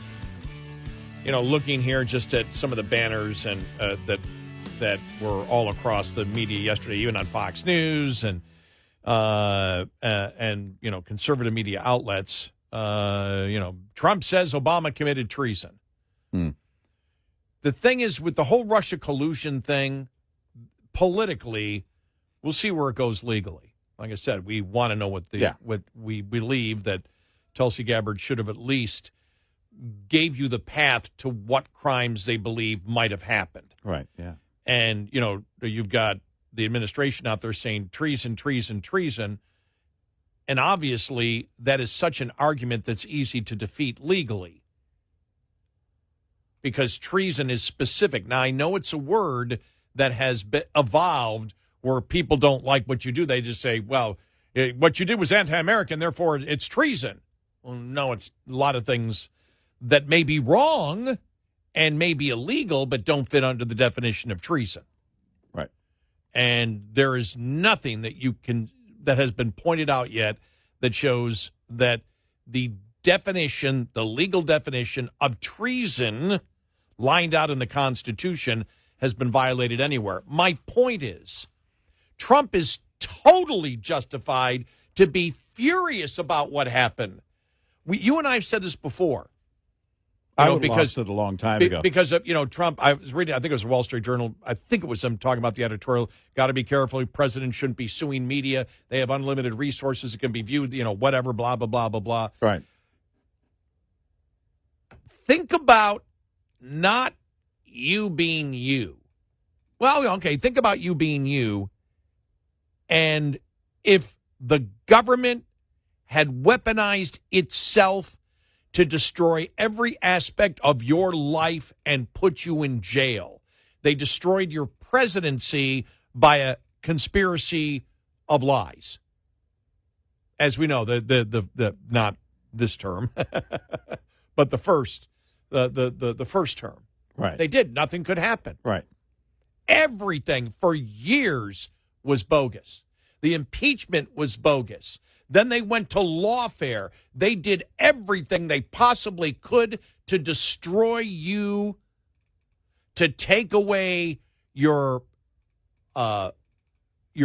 businesses, as we have seen through lawfare, your businesses, your money, your freedom, your presidency, everything they tried to do to him. Well, I think you could apply also, his livelihood altogether, the Trump brand altogether. Yep. If that actually all of that had been true, would of course been over, and they wanted you to believe it was true. Yep. For a moment, put yourself in his shoes as to what the Democrats attempted to do to him. Not just beat him at the ballot box, but to destroy every single aspect of his life. You'd be ticked off, too. Now, I've said for a long time, I don't know how he keeps it together and isn't just, and maybe behind the scenes we're missing something. I would have lost it a long time ago. No, I think part of the lawsuits is he believes the media is his when he said the press is the enemy of the United States. Mm-hmm. He believes the press is the enemy of him. Mm-hmm. That they don't wish to cover him fairly. Mm-hmm. That they've hid. Look at this. They're not even covering this. They're not covering one of the biggest presidential political scandals in American history. They've refused to cover it. Right. He views them as an enemy. Yep. You have other people in the media, and I think this is where I had problems with the Wall Street Journal editorial where, they talked about, that he has unlimited power to sue people to do things like this, and because he's suing the Wall Street Journal. And my point is not necessarily because the Wall Street Journal, especially we look at the editorial page versus the news division, and there was a big fight, remember, a couple of years ago where the news division was furious that the editorial division was more conservative. You had the Wall Street Journal editorial page that was one of the biggest defenders of the president legally in impeachment and everything else across the board, lawfare, whatever. And they were basing everything and their support not necessarily on their support of Trump, but on the support of law. Right. And that Trump was being screwed over by rogue judges, rogue prosecutors, where there were no crime. I mean, they were on Trump's side legally on those particular issues. But other than that, he views the media as his enemy. He doesn't believe he's going to get a fair shot. He doesn't believe that they believe in the truth. Why? Because they don't. We could name 100 things. All we have to say is Russia collusion hoax. A complete hoax. Yep. Complete hoax created by the opposition party to initially make it so he couldn't win the election. They couldn't get the lies out there quick enough, though, to do damage there. And so they decided to destroy his presidency. All of that is true. And all of it was based on a lie, and it was financed and created the lie by the Hillary campaign and the Democrats. Yeah. We've talked about this. You're not going to change the activism in newsrooms. I mean, I guess Jeff Bezos might at the Washington Post a little bit. I don't know. And he might if he buys CNBC. Did you see that? There's the rumor. And you asked yesterday if MSNBC or any of that cable division of the NBC family had been bought yet by, because I suspected there was a spinoff coming when they separated it from the bigger company. And the rumor came out that Jeff Bezos might be buying CNBC. But Bezos or anybody, any of these owners, or John Malone, I mean, with the group, the Discovery Group, and all that, you're not going to change the hearts of these activists. I mean, you might fire them, you might get rid of them, or the erosion in their ratings might go away, or their readers might go away in big numbers, but the activists are still there. They are complicit in all of this because you look at it, well, the current situation. Are they on this story? They're not on this story. No. Maybe Jake Tapper writes a book about it and they'll be all over it. Well, the day Trump's out of office. The day after the election, 2028. And because Tapper, for those that don't know, he proudly said that the day after the 24 election, they started writing the book about Biden's cognitive issues. And we said, well, why not the day before? Exactly. Why not the year before? But you see that and you say, well, and there was renewed rage. And by the way, I'm happy about the rage that it still exists on this. It's important, and the truth should come out. We don't like anything from the current administration. We don't like any of the overpromising, under-delivering, and that's our concern on D&I Gabbert yesterday. I don't know. And we'll see what Pam Bondi finds. But when it comes to the media is going to do what they're going to do. And we all know, you can look at the picture, like Eric and Gary are doing this, and we were following, Sarah A. Carter, John Solomon, Andrew McCarthy, Molly Hemingway, and Chuck Ross did a good job. Ross, all of these people that we thought, if we have a RussiaCon, Russia Hoax Con, that we're going to have them on the panel, every day. And I guess you could dress up like a superhero if you want to show up. But we always joked about having that. And we were following all of them and then having that discussion here based on what we were learning. The point is that the liberal activist media, they're capable of doing the same thing, of wanting to know the truth.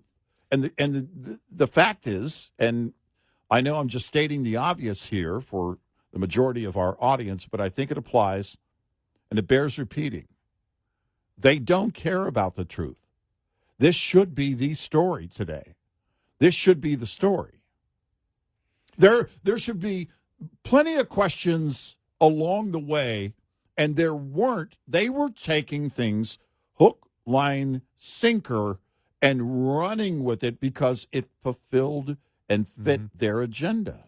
So I understand why Trump is furious and why he would throw out yesterday that Obama he's a traitor, it's treason. Mm-hmm.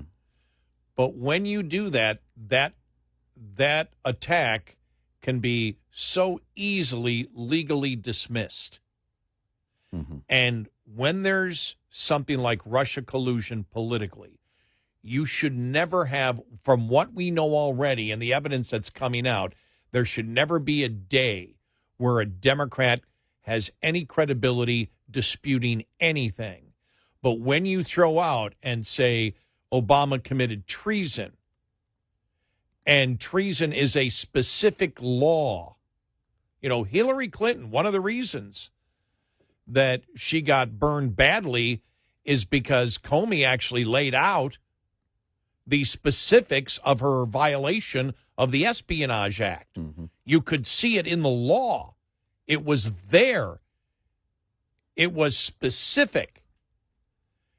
Yeah. My point is politically, I don't know where this is going to go legally, but politically, you should never have a losing day on the Russia collusion hoax at all. Mm-hmm. In fact, all you should be doing is bringing new people in who say, my God, I didn't even know that happened. Remember, 60%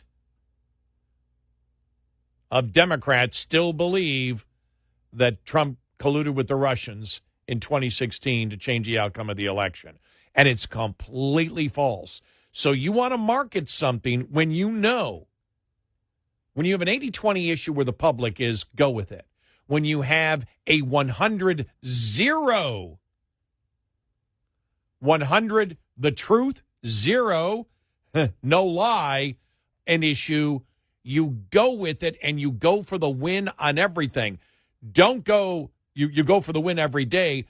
Don't go for the Super Bowl on day one when you haven't won the season series. Well, don't celebrate the Super Bowl before you've won your first game here. Exactly. Yeah. You go point by point by point. Yeah. And that, to me, was the thing. It's like, when I saw it, I went, stop saying treason. You're going to get the Democrats. You're giving Democrats a layup. Don't give Democrats a layup. Well, and beyond that, you're also giving your base something that where they're counting on you. Then if that's treason, he said it was treason, why aren't there treason charges? You're putting that then on Pam Bondi. The expectations right now already are that Obama's going to jail. There's a significant number of people for treason, right, that believe that's going to be the case. You've got to be careful on that because you're far, far, far, far, far from that happening. And you want the work and work product to make the whoa moment. You don't need to do that. Release the information when something happens and you take action. You find something actionable at the DOJ, you take that action. That will make your moment for you. You will get your victory in that moment. 866-98 Red Eye. We'll be right back with more Red Eye Radio with Eric Harley and Gary McNamara.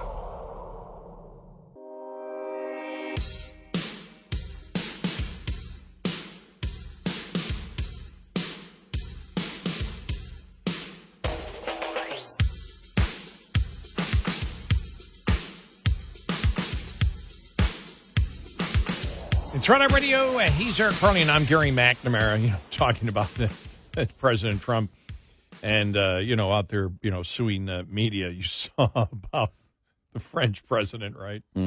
Macron, and his wife filing a defamation lawsuit against Candace Owens. Yeah, Candace Owens sending out her claim that France's first lady is a male. Well, I guess we'll find out in Discovery, won't we?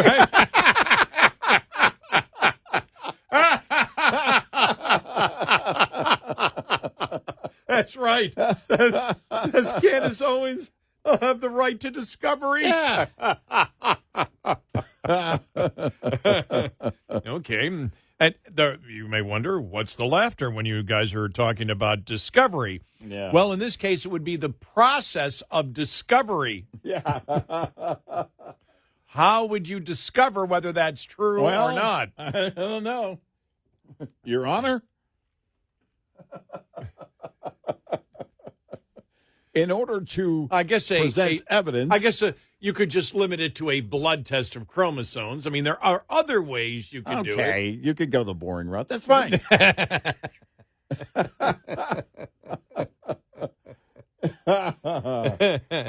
Yeah. Yeah. French president said, well, Candace herself has sort of a manly face. Sorry. All right. All right, that's fine. They said the lies, the defamation included that the First Lady of France was born under her brother's name. The complaint said every time they leave their home, they do so knowing that countless people have heard and many believe the vile fabrications. It's invasive, dehumanizing, and deeply unjust. Owens did not respond to email request. The 22-count complaint seeks an unspecified amount of compensatory and punitive damages. Yeah. Could I sue if somebody called me a girly man because I have a cat? These are the kind of things that I ponder before I go to sleep. I know. Now you've got the production staff worried. They don't have lawyers. So I'll sue you. Oh, hold it. Excuse me. I'll sue you guys. Yeah. Your settlement's going to be a bag of pretzels. Lower the octave. Yeah. I'll sue you guys. I'll sue you guys. Hey, that's not right. Yeah.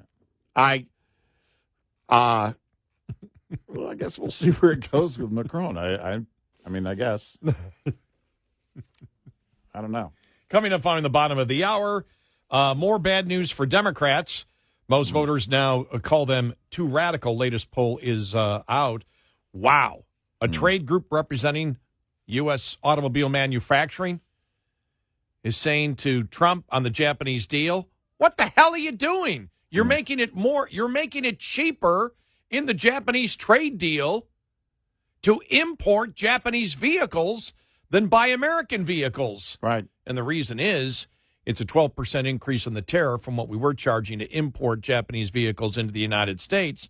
But the 50% tariff on steel and aluminum, plus the 25% import tax on automobile parts, they claim will make it more expensive to buy an American car assembled in America than to buy a Japanese vehicle assembled in Japan. You know they're going to be demonstrating that more and more until the tariff thing changes on steel, aluminum, and parts. Yeah. Because if they're correct on that, you can't let that happen. You're defeating your entire agenda, your own agenda.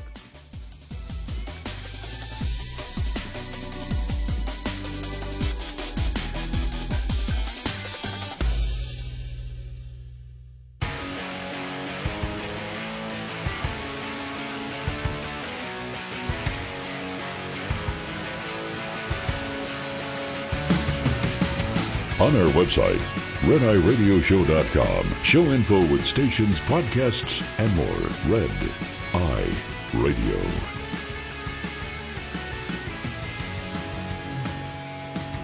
It's Red Eye Radio. He's Eric Harley, and I'm Gary McNamara. Welcome and good morning. Thanks so much for being here, as always. One of the things that I've said, I'll speak for myself here, is one of the things with everything with tariffs is I really don't know where the president is going. I don't know what his eventual goal is because there's been so many goals. And at times he has contradicted what he has said before. One of the things that we had talked, and we had covered the Japanese trade deal yesterday, but then yesterday you had the American Automotive Policy Council come out, and they told Car and Driver magazine, they're like, basically, what is he doing in this? And it's because, and Reason magazine laid out some of the numbers of it, and I would like to see more numbers to begin with, because I did more research after this. Said now that the Trump administration is touting a deal that will apply a 15% tariff on cars imported from Japan, technically it's a new 12.5% car-specific tariff on top of a 2.5% existing tariff on Japanese cars. When you take a look at that, and then you look at the 50% tariffs on steel and aluminum, and on top of that, American automakers are facing a 25% tariff on imported car parts. Mm-hmm. The American Automotive Policy Council, these are the people that talk that are all about buying American vehicles, are saying any deal that charges a lower tariff for Japanese import with virtually no U.S. content than the tariff imposed on North American vehicles built with high U.S. content is a bad deal for U.S. industry and U.S. auto workers. What their claim is the tariff on imported cars from Japan makes it cheaper to buy a Japanese vehicle imported into the United States than to buy an American-made car, a North American-made car with more U.S. content assembled in the United States because of the huge steel and aluminum tariffs and the 25% tariff on auto parts. And their point is, who's negotiating these things? I thought they were supposed to negotiate in favor of Americans. And you and I have said, we believe that there is a urgency in the administration to just get these deals done and off the table. And one of the reasons is they see the slowly ticking of inflation over the last 3 months. It has gone up, as we know. From what, 2.3, 2.4 to 2.7, I think. Right. Is what we have seen overall. Not out of control inflation, but it's ticking up and not going down. It's not heading towards where the Fed actually wants it. We saw yesterday on home building, we saw that down. We've seen that the GDP right now, if you believe the Atlanta Fed, which says 2.4 right now for the second quarter, compared with a negative 5% growth rate for the first quarter, you're talking about under 1% growth. If you're taking the St. Louis Fed number, and or the blue chip projections, you're talking about 1.4 to 1.5%. Go high, we'll say 1.5%. You take that with the negative 5% in the first quarter, and you're talking about 0.5 of 1% growth. We believe because of those things. Remember, the big beautiful bill was sold to you that it was going to that we're going to get rid of the deficit in it because we're going to see consistent 3% growth. There isn't any projection that shows 3% growth over the next couple of years. None. And that was sold to you as, no, this is going to reduce the deficit because growth is going to go through the roof. And so you look at that.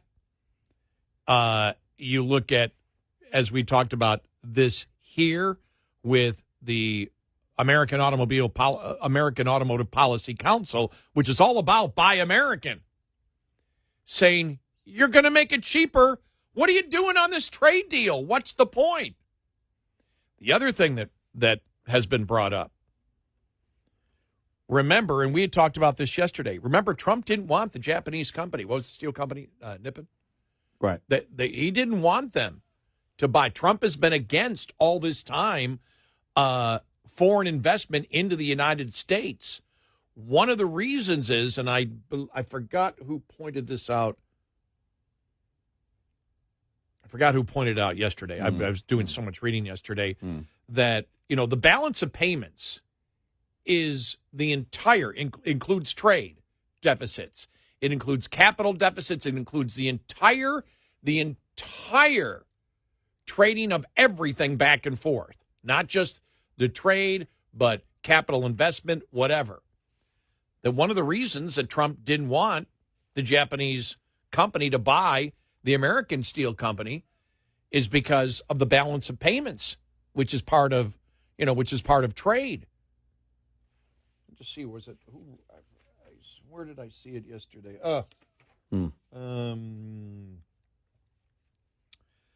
The more investment inflows into the United States, by definition, means a larger trade deficit in the U.S.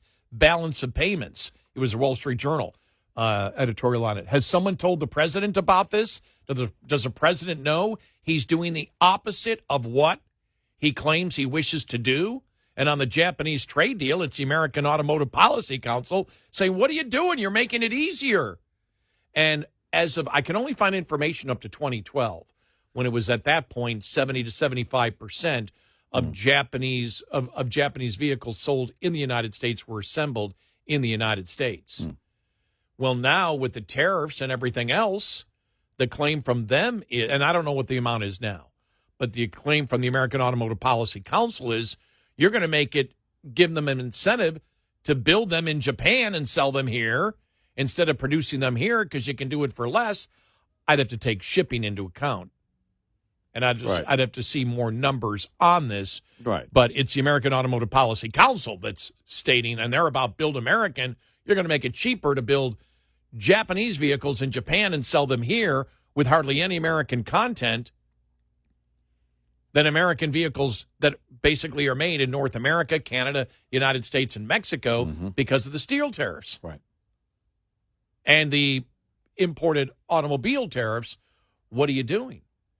The other example would be the whole Coke thing.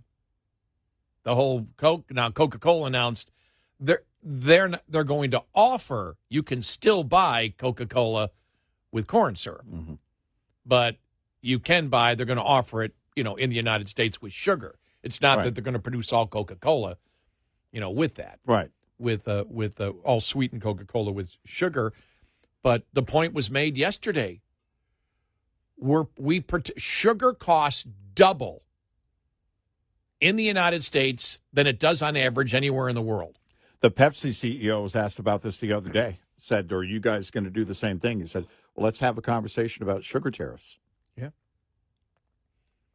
Because if you want to be at the same time, we're going to make America healthy again. We're going to get rid of corn syrup and give them sugar. Well, it doesn't really apply to me as a type 2 diabetic.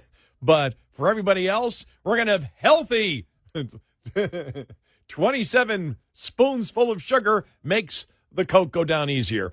But it makes it much more expensive, the tariffs, if you want America to be healthy and not feed them corn syrup. The reason that corn syrup came into being was because of sugar tariffs.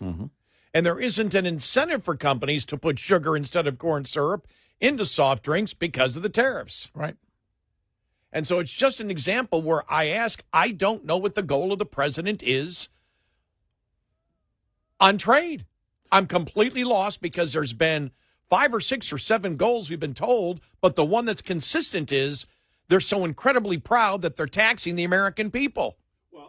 Well, the one thing that you can't do is defeat your own agenda. Yeah. And that's a problem right now with cars. I'd like to see the numbers, though, from the American Automotive Policy Council. Right. Because I'd like to see, okay, what about shipping over here? What does that add to the cost? And I don't know. I'd like to see the numbers on it. But they're the ones making the claim, and they're all about, if you say, well, but they support building in America.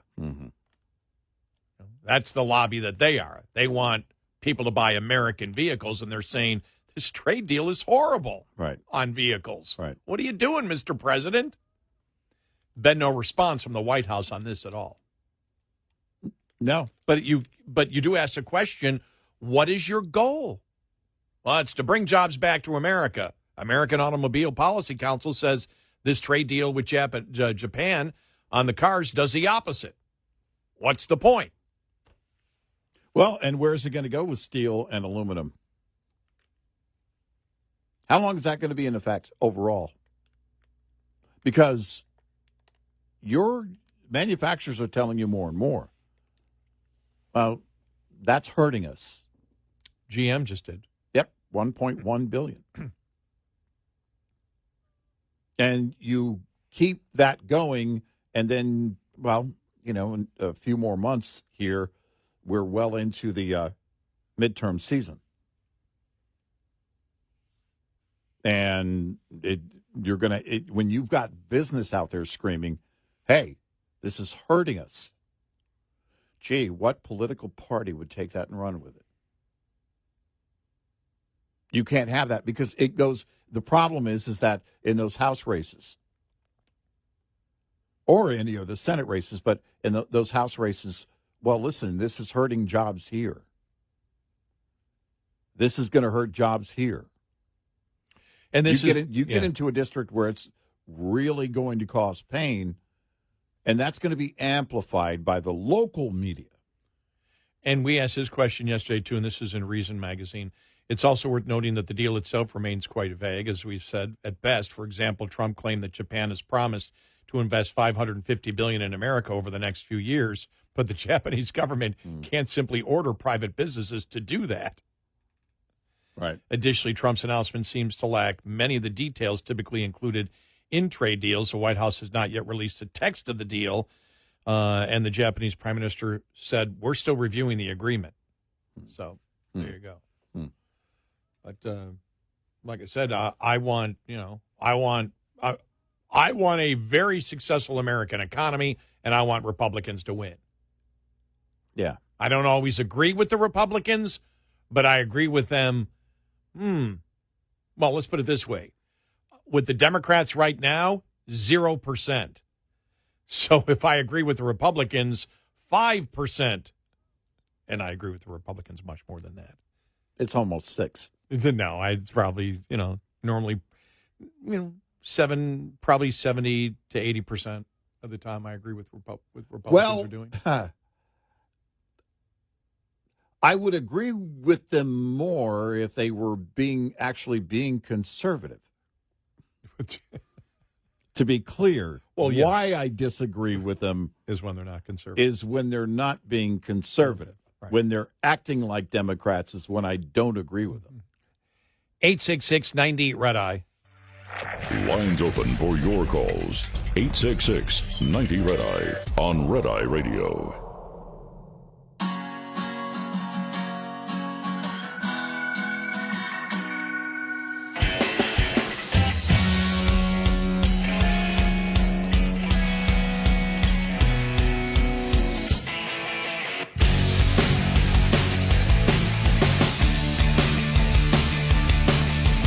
Red Eye Radio. We are me and he over there. Our pronouns, me and he. Yeah. That's all we got. Gary McNamara here, Eric Harley over there. More bad news for the Democrats. More voters now call them too radical. When we talk about the economy and the tariffs and everything else, my concern is I want Republicans to win the midterm. And I know that the administration is concerned. They may sit there and say everything's fine. They know it's not.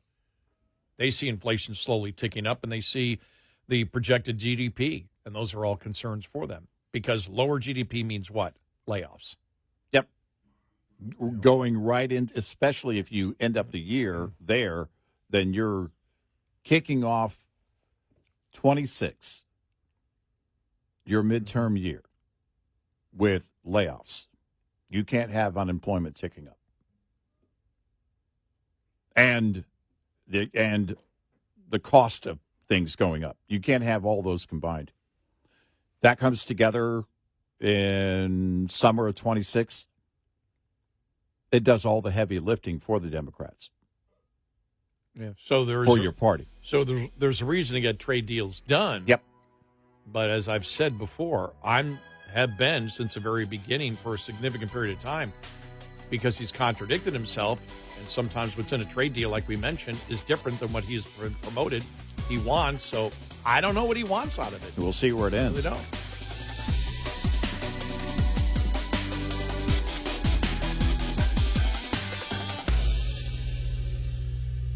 This is Red Eye Radio on Westwood One.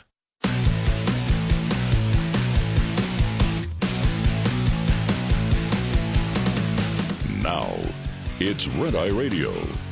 Gary McNamara and Eric Harley talk about everything from politics to social issues and news of the day.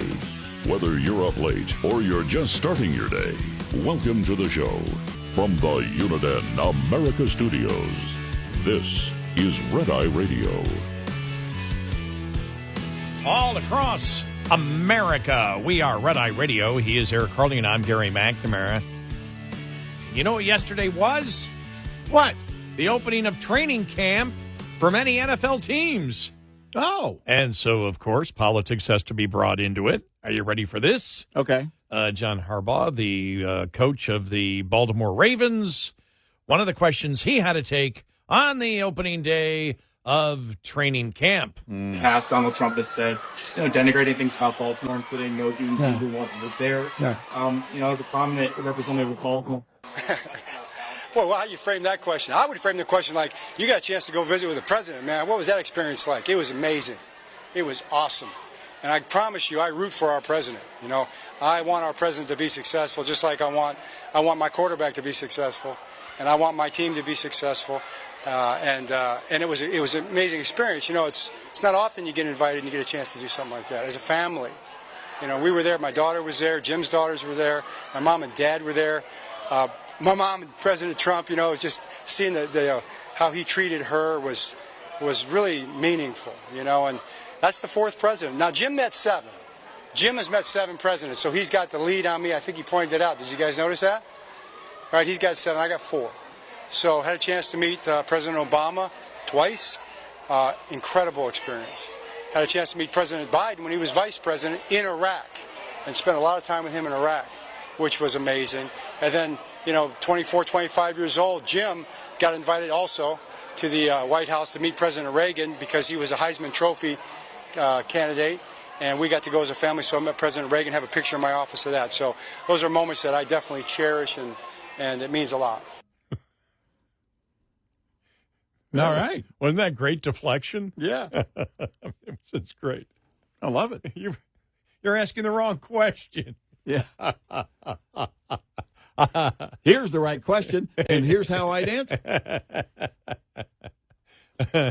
We've said if he loses his job, maybe a possible White House spokesperson. I was going to say, he may have a political career here because we have said, actually, he could train people in debates because he used the Eric and Gary method. And that is, you can't control what they ask you. You can control only what you say. So he took what they asked and then, boom, turned it around. And here, let me reshape that for you. Here, I'm going to fix it for you. I love that. That's beautiful. And with Lamar Jackson, though, as a quarterback for the Ravens, odds are Harbaugh will have the job for a while. Yeah, probably. But, yeah, there it begins. I don't know what it was about, but I've heard a lot of people already complaining about, just because it's your team, Jerry Jones and everything. They've been complaining already of the press conference yesterday. Right. Apparently there was a lot of people just going, what the hell is he talking Somebody about? posted something on it. I forget what it was, and I was like, yeah, I don't care. I'm moving on. Sorry. It's, for me, training. There should also be a training camp for how to communicate. I think two prime examples right there. There's a right way, and then there's a way not to do it. But I don't own the Cowboys, so. Well, at least the question for Harbaugh in Baltimore was not, look, Lamar Jackson, doesn't he need a better backup? How about Kaepernick? Yeah. There's been no Kaepernick talk this year. No, there hasn't. The week been. before No. training camp, none. No. Now, if a quarterback gets injured in preseason, will we hear that come up again? But this is a day of celebration. The media is the liberal sports media is not obsessed with, is Kaepernick coming back? Mm-hmm. You and I talked yesterday. My God, that was 9 years ago. Yeah. That's crazy. Wow. That's crazy that it's been that long.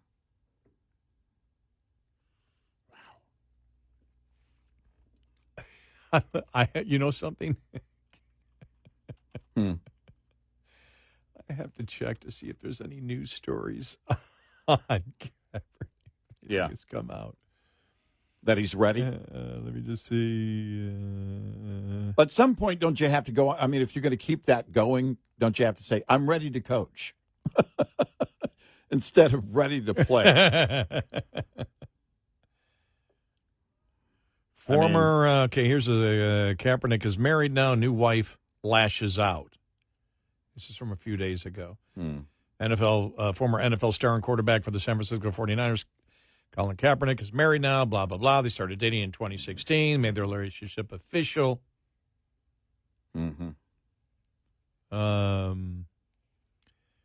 She hosts a hip-hop radio show in New York City. She seemed pretty mad about being mislabeled as Kaepernick's girlfriend or roommate. Oh, okay. In a post in her Instagram story on July 17, 2025, too. do some research, adjust it. I'm not Kellen's girlfriend or roommate. I'm his wife. She also ripped those who mislabeled the pair's relationship. Okay. I know research and getting information is a rare thing nowadays, but let's restore some integrity. All right.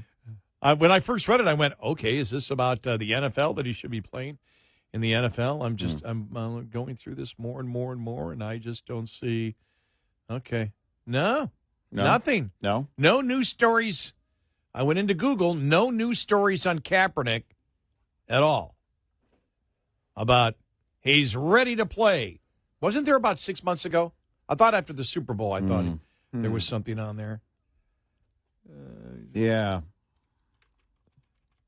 I don't recall because it's happened so many times. You kind of phase it out. After 9 years. Wow. Nah, nothing in the news. I just put it in Kaepernick and football. Nothing. No. Oh, I know what it was. I remember the last one that we heard. Here it is, CBS Sports. Colin Kaepernick still pushing to return to the NFL. There will never be an instance where I'm not ready. That was October of last year. Let's see, there's another story here. Oh. Okay. I thought there was one this year. Okay. April 21st, 2025, Washington Times. Colin Kaepernick still preparing for NFL comeback, girlfriend says. He's still preparing. Then last August, Colin Kaepernick wants to play flag football for Team USA in the 2028 Olympics. Okay. I have a feeling that if he did play flag football for Team USA in the 2028 Olympics, by the way, apparently I haven't been paying attention. I had no idea flag football was in the Olympics in 2028. I know he'd be just like Mike Eruzione in 1980 when we beat the Soviet Unions. The Soviet Unions, I said. Soviet Union, where he said, I told everybody, boys, put your hand over your heart and sing like a bird. I have a feeling Kaepernick would not be saying the same thing if they won the gold medal. Probably not. In fact, if he had his choice and it were still around, he'd probably play for the Soviet Union. Now, he might be more patriotic in that regard.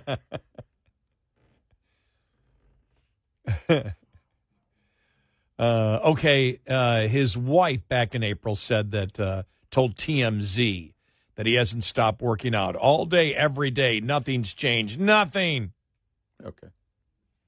All right. Well, you know what? It's good to stay healthy in your old age. Well, he's only 30. Well, 37? wait a minute. Hold it. I can say the same thing. Mm-hmm.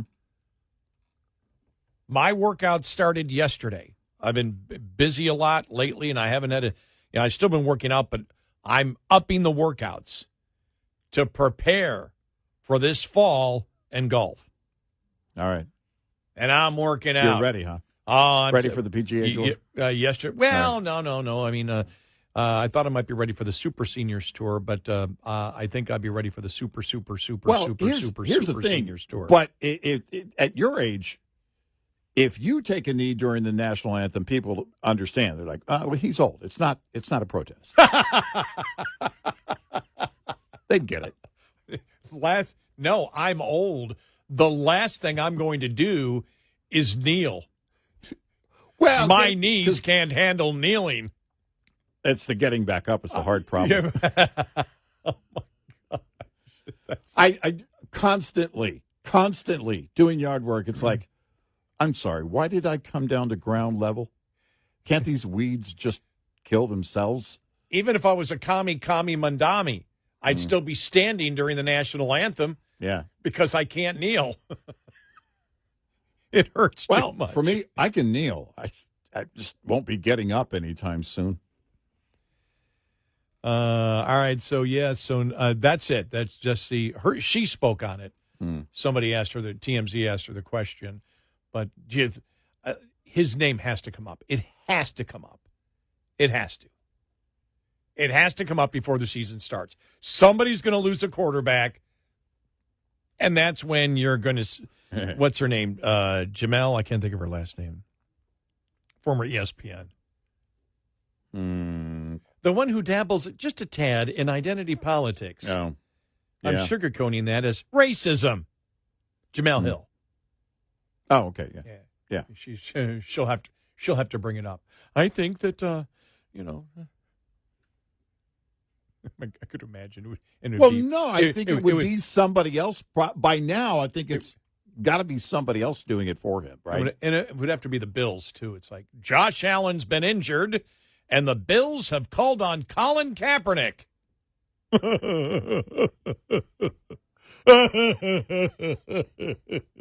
Well, I think that coupled with your congressperson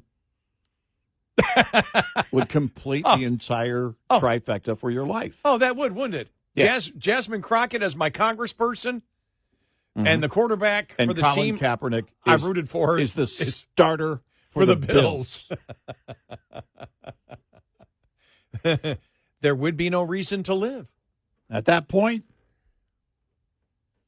suicide prevention would say, well, if you have these depressing thoughts, but look, there was no way we were going to help McNamara. Jasmine Crockett is his congressperson, and Kaepernick coaches the football team, quarterbacks the football team that he loves, that was predicted to win the Super Bowl this year with Josh Allen. It would most definitely, there would be a lot of crying, for sure. The only justifiable suicide in world history. Yeah, there would be a lot of crying, for sure. Many tears would be shed. Many tears would be shed by you. Yeah. Ready to go, Bills. Yeah. Well, I just went to, that was a nightmare. By the way, I'm the one that's hoping that all the redistricting goes through in the state of Texas. I got a couple of emails. Hey, I heard Texas is redistricting. Does that mean you might be rid of Jasmine Crockett? Oh, please. Or her district gets bigger. And you're locked in. You can't even move 3 blocks. It's 3 blocks. Not anymore. That even ticks me off more than my football team.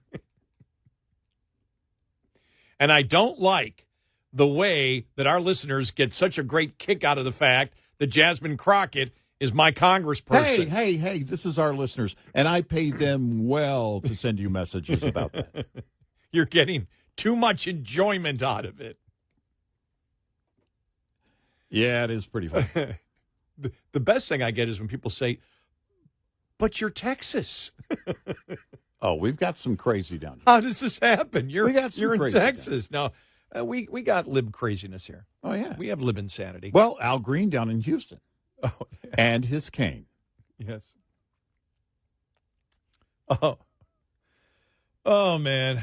Yeah, All right. Yeah, we have our share. 866-90 Red Eye. Brought to you by Hot Shot Secret. Hi, I'm Jen Loomis, a transport safety expert at JJ Keller, and I'm here to share a tip on compliance, safety, accountability. Compliance, Safety, Accountability, or CSA, is the FMCSA Safety, Compliance, and Enforcement Program. Its goal is to hold motor carriers and drivers accountable for highway safety and to reduce crashes, injuries, and fatalities on our roads. CSA does this by assessing the safety performance of motor carriers and drivers based on data collected during roadside inspections, crash reports, and FMCSA investigations. Based on the data that is compiled, motor carriers are assigned a score. The carrier is then grouped with other carriers who have had a similar number of safety events. Carrier scores within the group are then ranked to determine intervention priority. Low scores are better, so carriers with the highest scores are those that are most likely to be targeted for intervention by the FMCSA.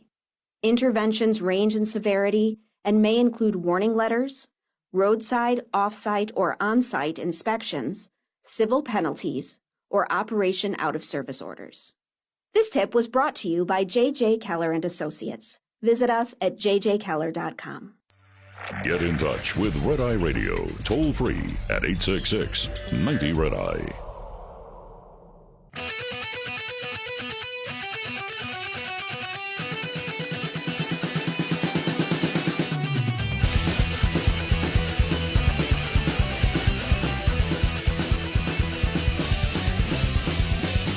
It's Red Eye Radio. He's Eric Harley, and I'm Gary McNamara. You know, I find it really just interesting in our culture. I saw it, National Review. All right, National Review had a few articles on the death of Ozzy. Oh, I was like, interesting. Wasn't expecting this. Yeah, and it's like the one. We honestly never thought you'd make it this far, Oz, and we're glad you did. National Review. I'm like, yeah. Wow, that's just awesome. Yeah, it's interesting, all the different, Pat Boone used to be his neighbor and did a tribute online to him. Oh, I saw that and, yesterday. He sang, that was him singing Crazy Train for which was the theme song to the Osbournes TV show. That was Pat Boone's version. If you would have told me, I mentioned yesterday when I was my first year in college, and we decided to take a long lunch in the guy's convertible, and I mentioned it yesterday, and he had it on a loop. I don't know how, but it was just Iron Man over and over the entire trip. Mm-hmm. You know, we probably drove about 20 minutes, drove around a park, drove maybe 20, so it was 40 minutes, nothing but Iron Man. That sticks in my brain. It was the first time I ever heard the song. Mm-hmm.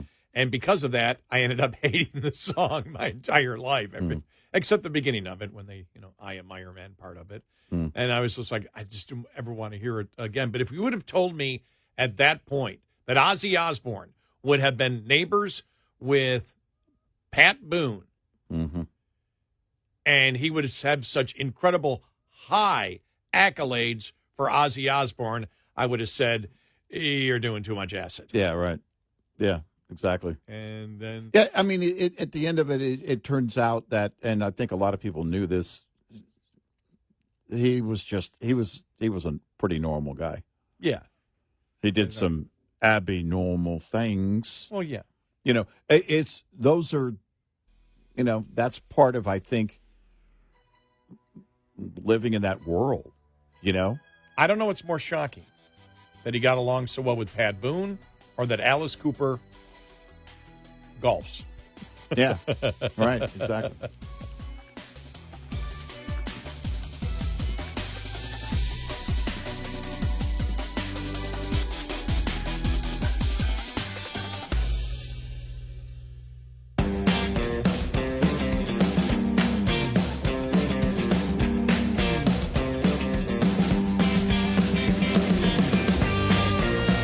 You're listening to Red Eye Radio from the Uniden America Studios.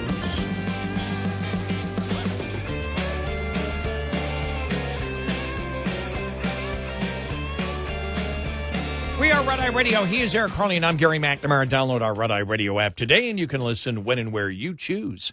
All right, you ready for this one? I'm ready. I had this earlier in the week, but I just saw somebody reference it, and I went, oh, got to make sure we play this. This is the first time I've heard a Democrat be so blunt on the radical transgender movement, and it was Rahm Emanuel on with Megyn Kelly. Did you hear this? It's really interesting. Watch how blunt he is on the radical transgender movement. Okay. Here we go. Do you believe boys should be able to play in girls' sports? No. Do you believe that... Is this the round robin? Yeah, we'll do a quick rapid fire, and then we can move past this. Okay. Do you believe that kids under the age of 18 should be able to be put on puberty blockers and then cross-sex hormones? I think parents have to make that decision themselves. I think that a child is too young at 18 to make that decision. It has to be made with a family and that choice. I think before somebody makes a life decision, they have to think twice about that. So you disagree then with the Tim Walz policy in Minnesota, where a child who doesn't get affirmed by his parents can go into Minnesota and get jurisdiction there and get the parental decision overruled? Yeah, look, I think these are life decisions, and I'm also slightly both. I have two minds, not two minds, but two strains that influence an opinion. One, this is a life decision, and a child can't make that decision. You have to have some moral development and character and judgment and foundation for that. 2, parents have to be involved in that, and I think that's for them to make. I don't think the public should be in that space. What if, there are some parents out there who are completely whacked in the head. There really are. They're well, not that's not all news, is it? But it's not just on, no. No, it's not news, but to me it's terrifying because... And I left this out, but I want to repeat it, is I have a son and 2 daughters, and they are physically different. And that's why when it comes to sports... Why did all the Democrats bail off of that point? A couple came out right after the election and they said what you just said, and then they got browbeaten, and then they started to watch that. The answer's in the question. That's not ever scared me. And, I used to say this to President Clinton and President Obama. Sound is not always fury. Sometimes it's just sound. And don't assume just because somebody's screaming at you, they represent more than their own voice. Should we be putting men in female prisons? Men claiming they're women? No.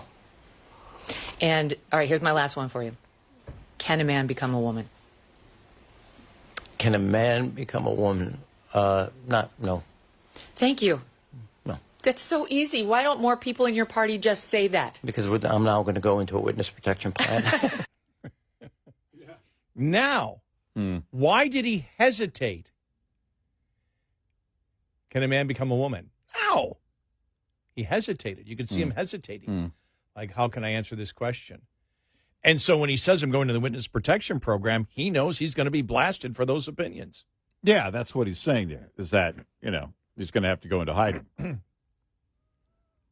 Which actually these days might require something very similar to the witness protection program. You're going to have armed security with you. Because if you're going to be on the in the arena of public ideas, or if he's looking to get on the stage, I don't know what party he would be. Maybe Rahm Emanuel joins the No Labels party. No, you can't. You can't take a side on that kind of important issue, can you? That's right. Then they would be labeled. Whatever happened to the American Party? I think it's Wait a minute. I have not heard anything. Or is it the America? Is it America Party or American Party that Musk was talking about? A couple. American Party. Yeah. Okay. Yeah. That's I don't know, maybe Andrew Yang is going to join the America Party. I tend to believe all of that is behind us. It's it is interesting again to think about what the Democrats will promote. What do you put in the ad? How do you put an ad together if you're a Democrat for 26 or 28?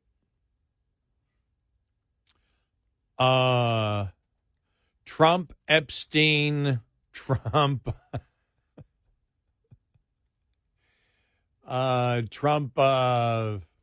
Yeah. I don't know. I'm going by current events right now, and the only thing is that they've thrown at him in the last week is really Trump Epstein, which you could use in a political ad. The thing the Democrats have been capitalizing on is the fact that, well, I'm the hero. I'm going to do all these things. Look, Donnie's doing it. Now, he might win New York City. He might win by saying government-owned grocery stores. Who's with me? I'm clueless on economics. I'm for it. Better than these big corporations. I would much rather shoplift from the public sector than the private sector. Hey, all I go back is to that guy that called us. It's got to be 17, 18 years ago. Mm-hmm. Yeah, because it was during, it wasn't that long. It was probably 2010. Right? 2010, 2009, 2010. No, probably 2009. Fall of 2009. We got the call because that was when we were talking about Obamacare. Okay. And that's the guy who called and said, and we had convinced him. He was completely convinced that private health care provides better medical care for people. Mm-hmm. But he still couldn't be for it. He had to be for the system that he believed provided worse health care, but nobody made a profit on it.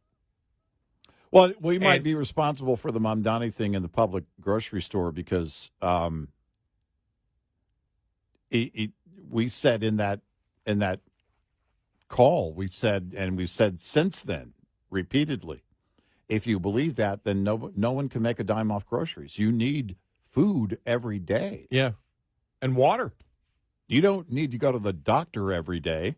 Yeah. But you need food every day. You can't make a dime off of groceries. Well, actually, no. You need water every day. You need food every 3 days. Mm-hmm. Well, maybe that's what they'll give you, what Mamdani will give you. Food every 3 days. But it's all you need. But those are the type of ridiculous things that we've heard over the years. But think about this, and you and I have always said this when early on with the radical transgender movement, where people would say, oh, that's not going to go anywhere. Well, it did. And it became a huge issue because it's insanity. And it's not about caring. You and I have torn apart that argument over and over again, and we wish Republicans would. Republicans still haven't hit it hard enough. Mm-hmm. Because when you've got Democrats call, well, we care about, you don't give a damn about them. You don't give a damn about somebody who's transgender. Otherwise, you wouldn't be advocating that kids can choose whether to cut off their private parts or take irreversible hormone treatment. Right. You wouldn't be acknowledging that. You'd say they need help, especially after the advocates, the Democratic Party advocates, their opinion is, well, look, we want to find, let's talk about this whole transgender thing. No. Well, why not? Because if you do, they might commit suicide. Oh, then they need professional help. Apparently they have some mental problems. Yes, they may, but you shouldn't call them mental problems. Well, but then what are you saying? Well, they're the group that have a way higher incidence of attempting and committing suicide than any other demographic. Well, then they have a mental problem. No, they don't. How dare you say that? You transphobe? Well, I don't know where you're going here. Where are you going with this? What's the solution to it? Men need to compete against women in sports, and children need to be able to have sex changes. Huh? They don't care. They care about a narrative. They don't actually care about the people. There's no compassion there at all. Well, no, they always pretend to care about the individual or the group. I mean, for a minute, they pretended to care about Biden. By the way, I don't care whether a parent says yes to a minor. Parents don't get a choice to say a minor can drink alcohol. No. There's no way parents get the choice to say, well, oh, no, I think that my 7-year-old should be able to get a sex change. Yeah, and so for even a manual to be indecisive on that one. That's a parent's choice? No. No, it's not a parent's choice. No. Under 18. Nope. No. And so, but you can see he was still, I read one article saying that they were totally, completely blunt answers. No, they weren't. He was hemming and hawing a little bit in there. It sounded very political. These were, he was trying to ride the fence here. But if the insanity, and you and I both always stated this, you look and say, what are in the insane positions, absolutely insane positions that a major political party takes? This is one of them, as we know. Identity politics. Look, the racism to begin with should have been a clue to most Americans. If Democrats are still judging people by groups and not individuals, how Neanderthal are they? They sit there and say that Republicans are Neanderthal. They're the ones that we all know, and they accept the fact, and they acknowledge the fact. And people like Stacey Abrams said, no, identity politics works for us. judging people by groups and not individuals. They're proud of their racism. They're proud of their misogyny in the radical transgender movement. Just those beliefs alone should make you question any other stand on any issue that they take because of the insanity you have to have in your brain to accept their position on those two issues. Well, again, it's, one of the things that I've talked about over the years is how a Democrat, because if we think about the midterms, right, in a House race, if you've got a radical Democrat that's running ads, well, that's going to be known by people, on the right, and that's going to go viral, right? And you don't have to live in that district. You could, there can be other Democrats negatively affected by that. I've said this for a long time, and it's true. The fallout isn't just on you and within your jurisdiction or the area you represent, whether you're a senator or in the House. So there will be radicals who are running the ads. AOC has an effect on the party. Mamdani is already having an effect on the party. He may win New York City, but there may be fallout on the party. And we'll only know for sure in time. But more and more people, the polls are showing it, believe the Democrats are getting too radical. And it may not be their representative board, their senator, or their mayor, or their governor. But they see the ads they see the thoughts and ideas from these other Democrats, and it's not working. And we'll have the poll on this coming up following the top of the hour. 866-90 Red Eye. Coming up, more with Gary McNamara and Eric Harley. It's Red Eye Radio.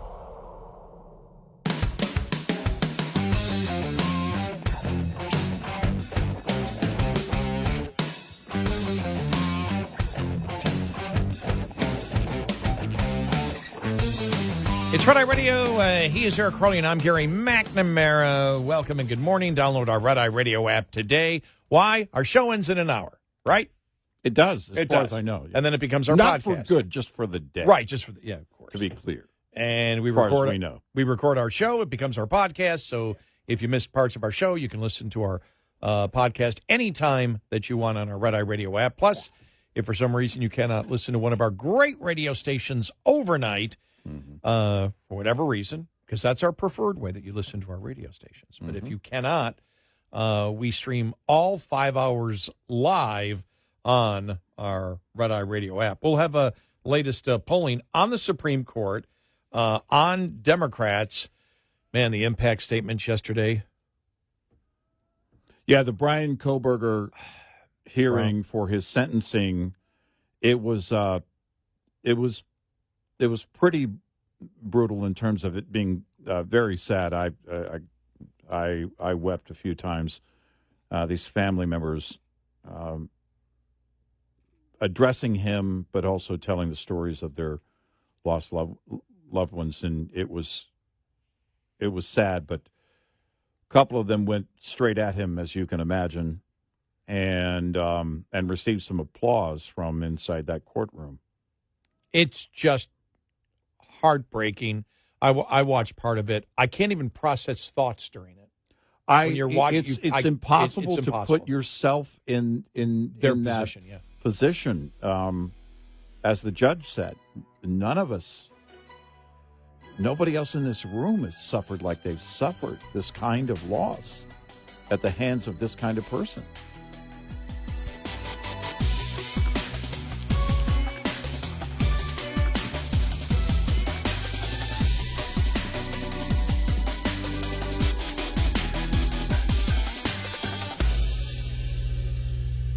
This is Red Eye Radio on Westwood One.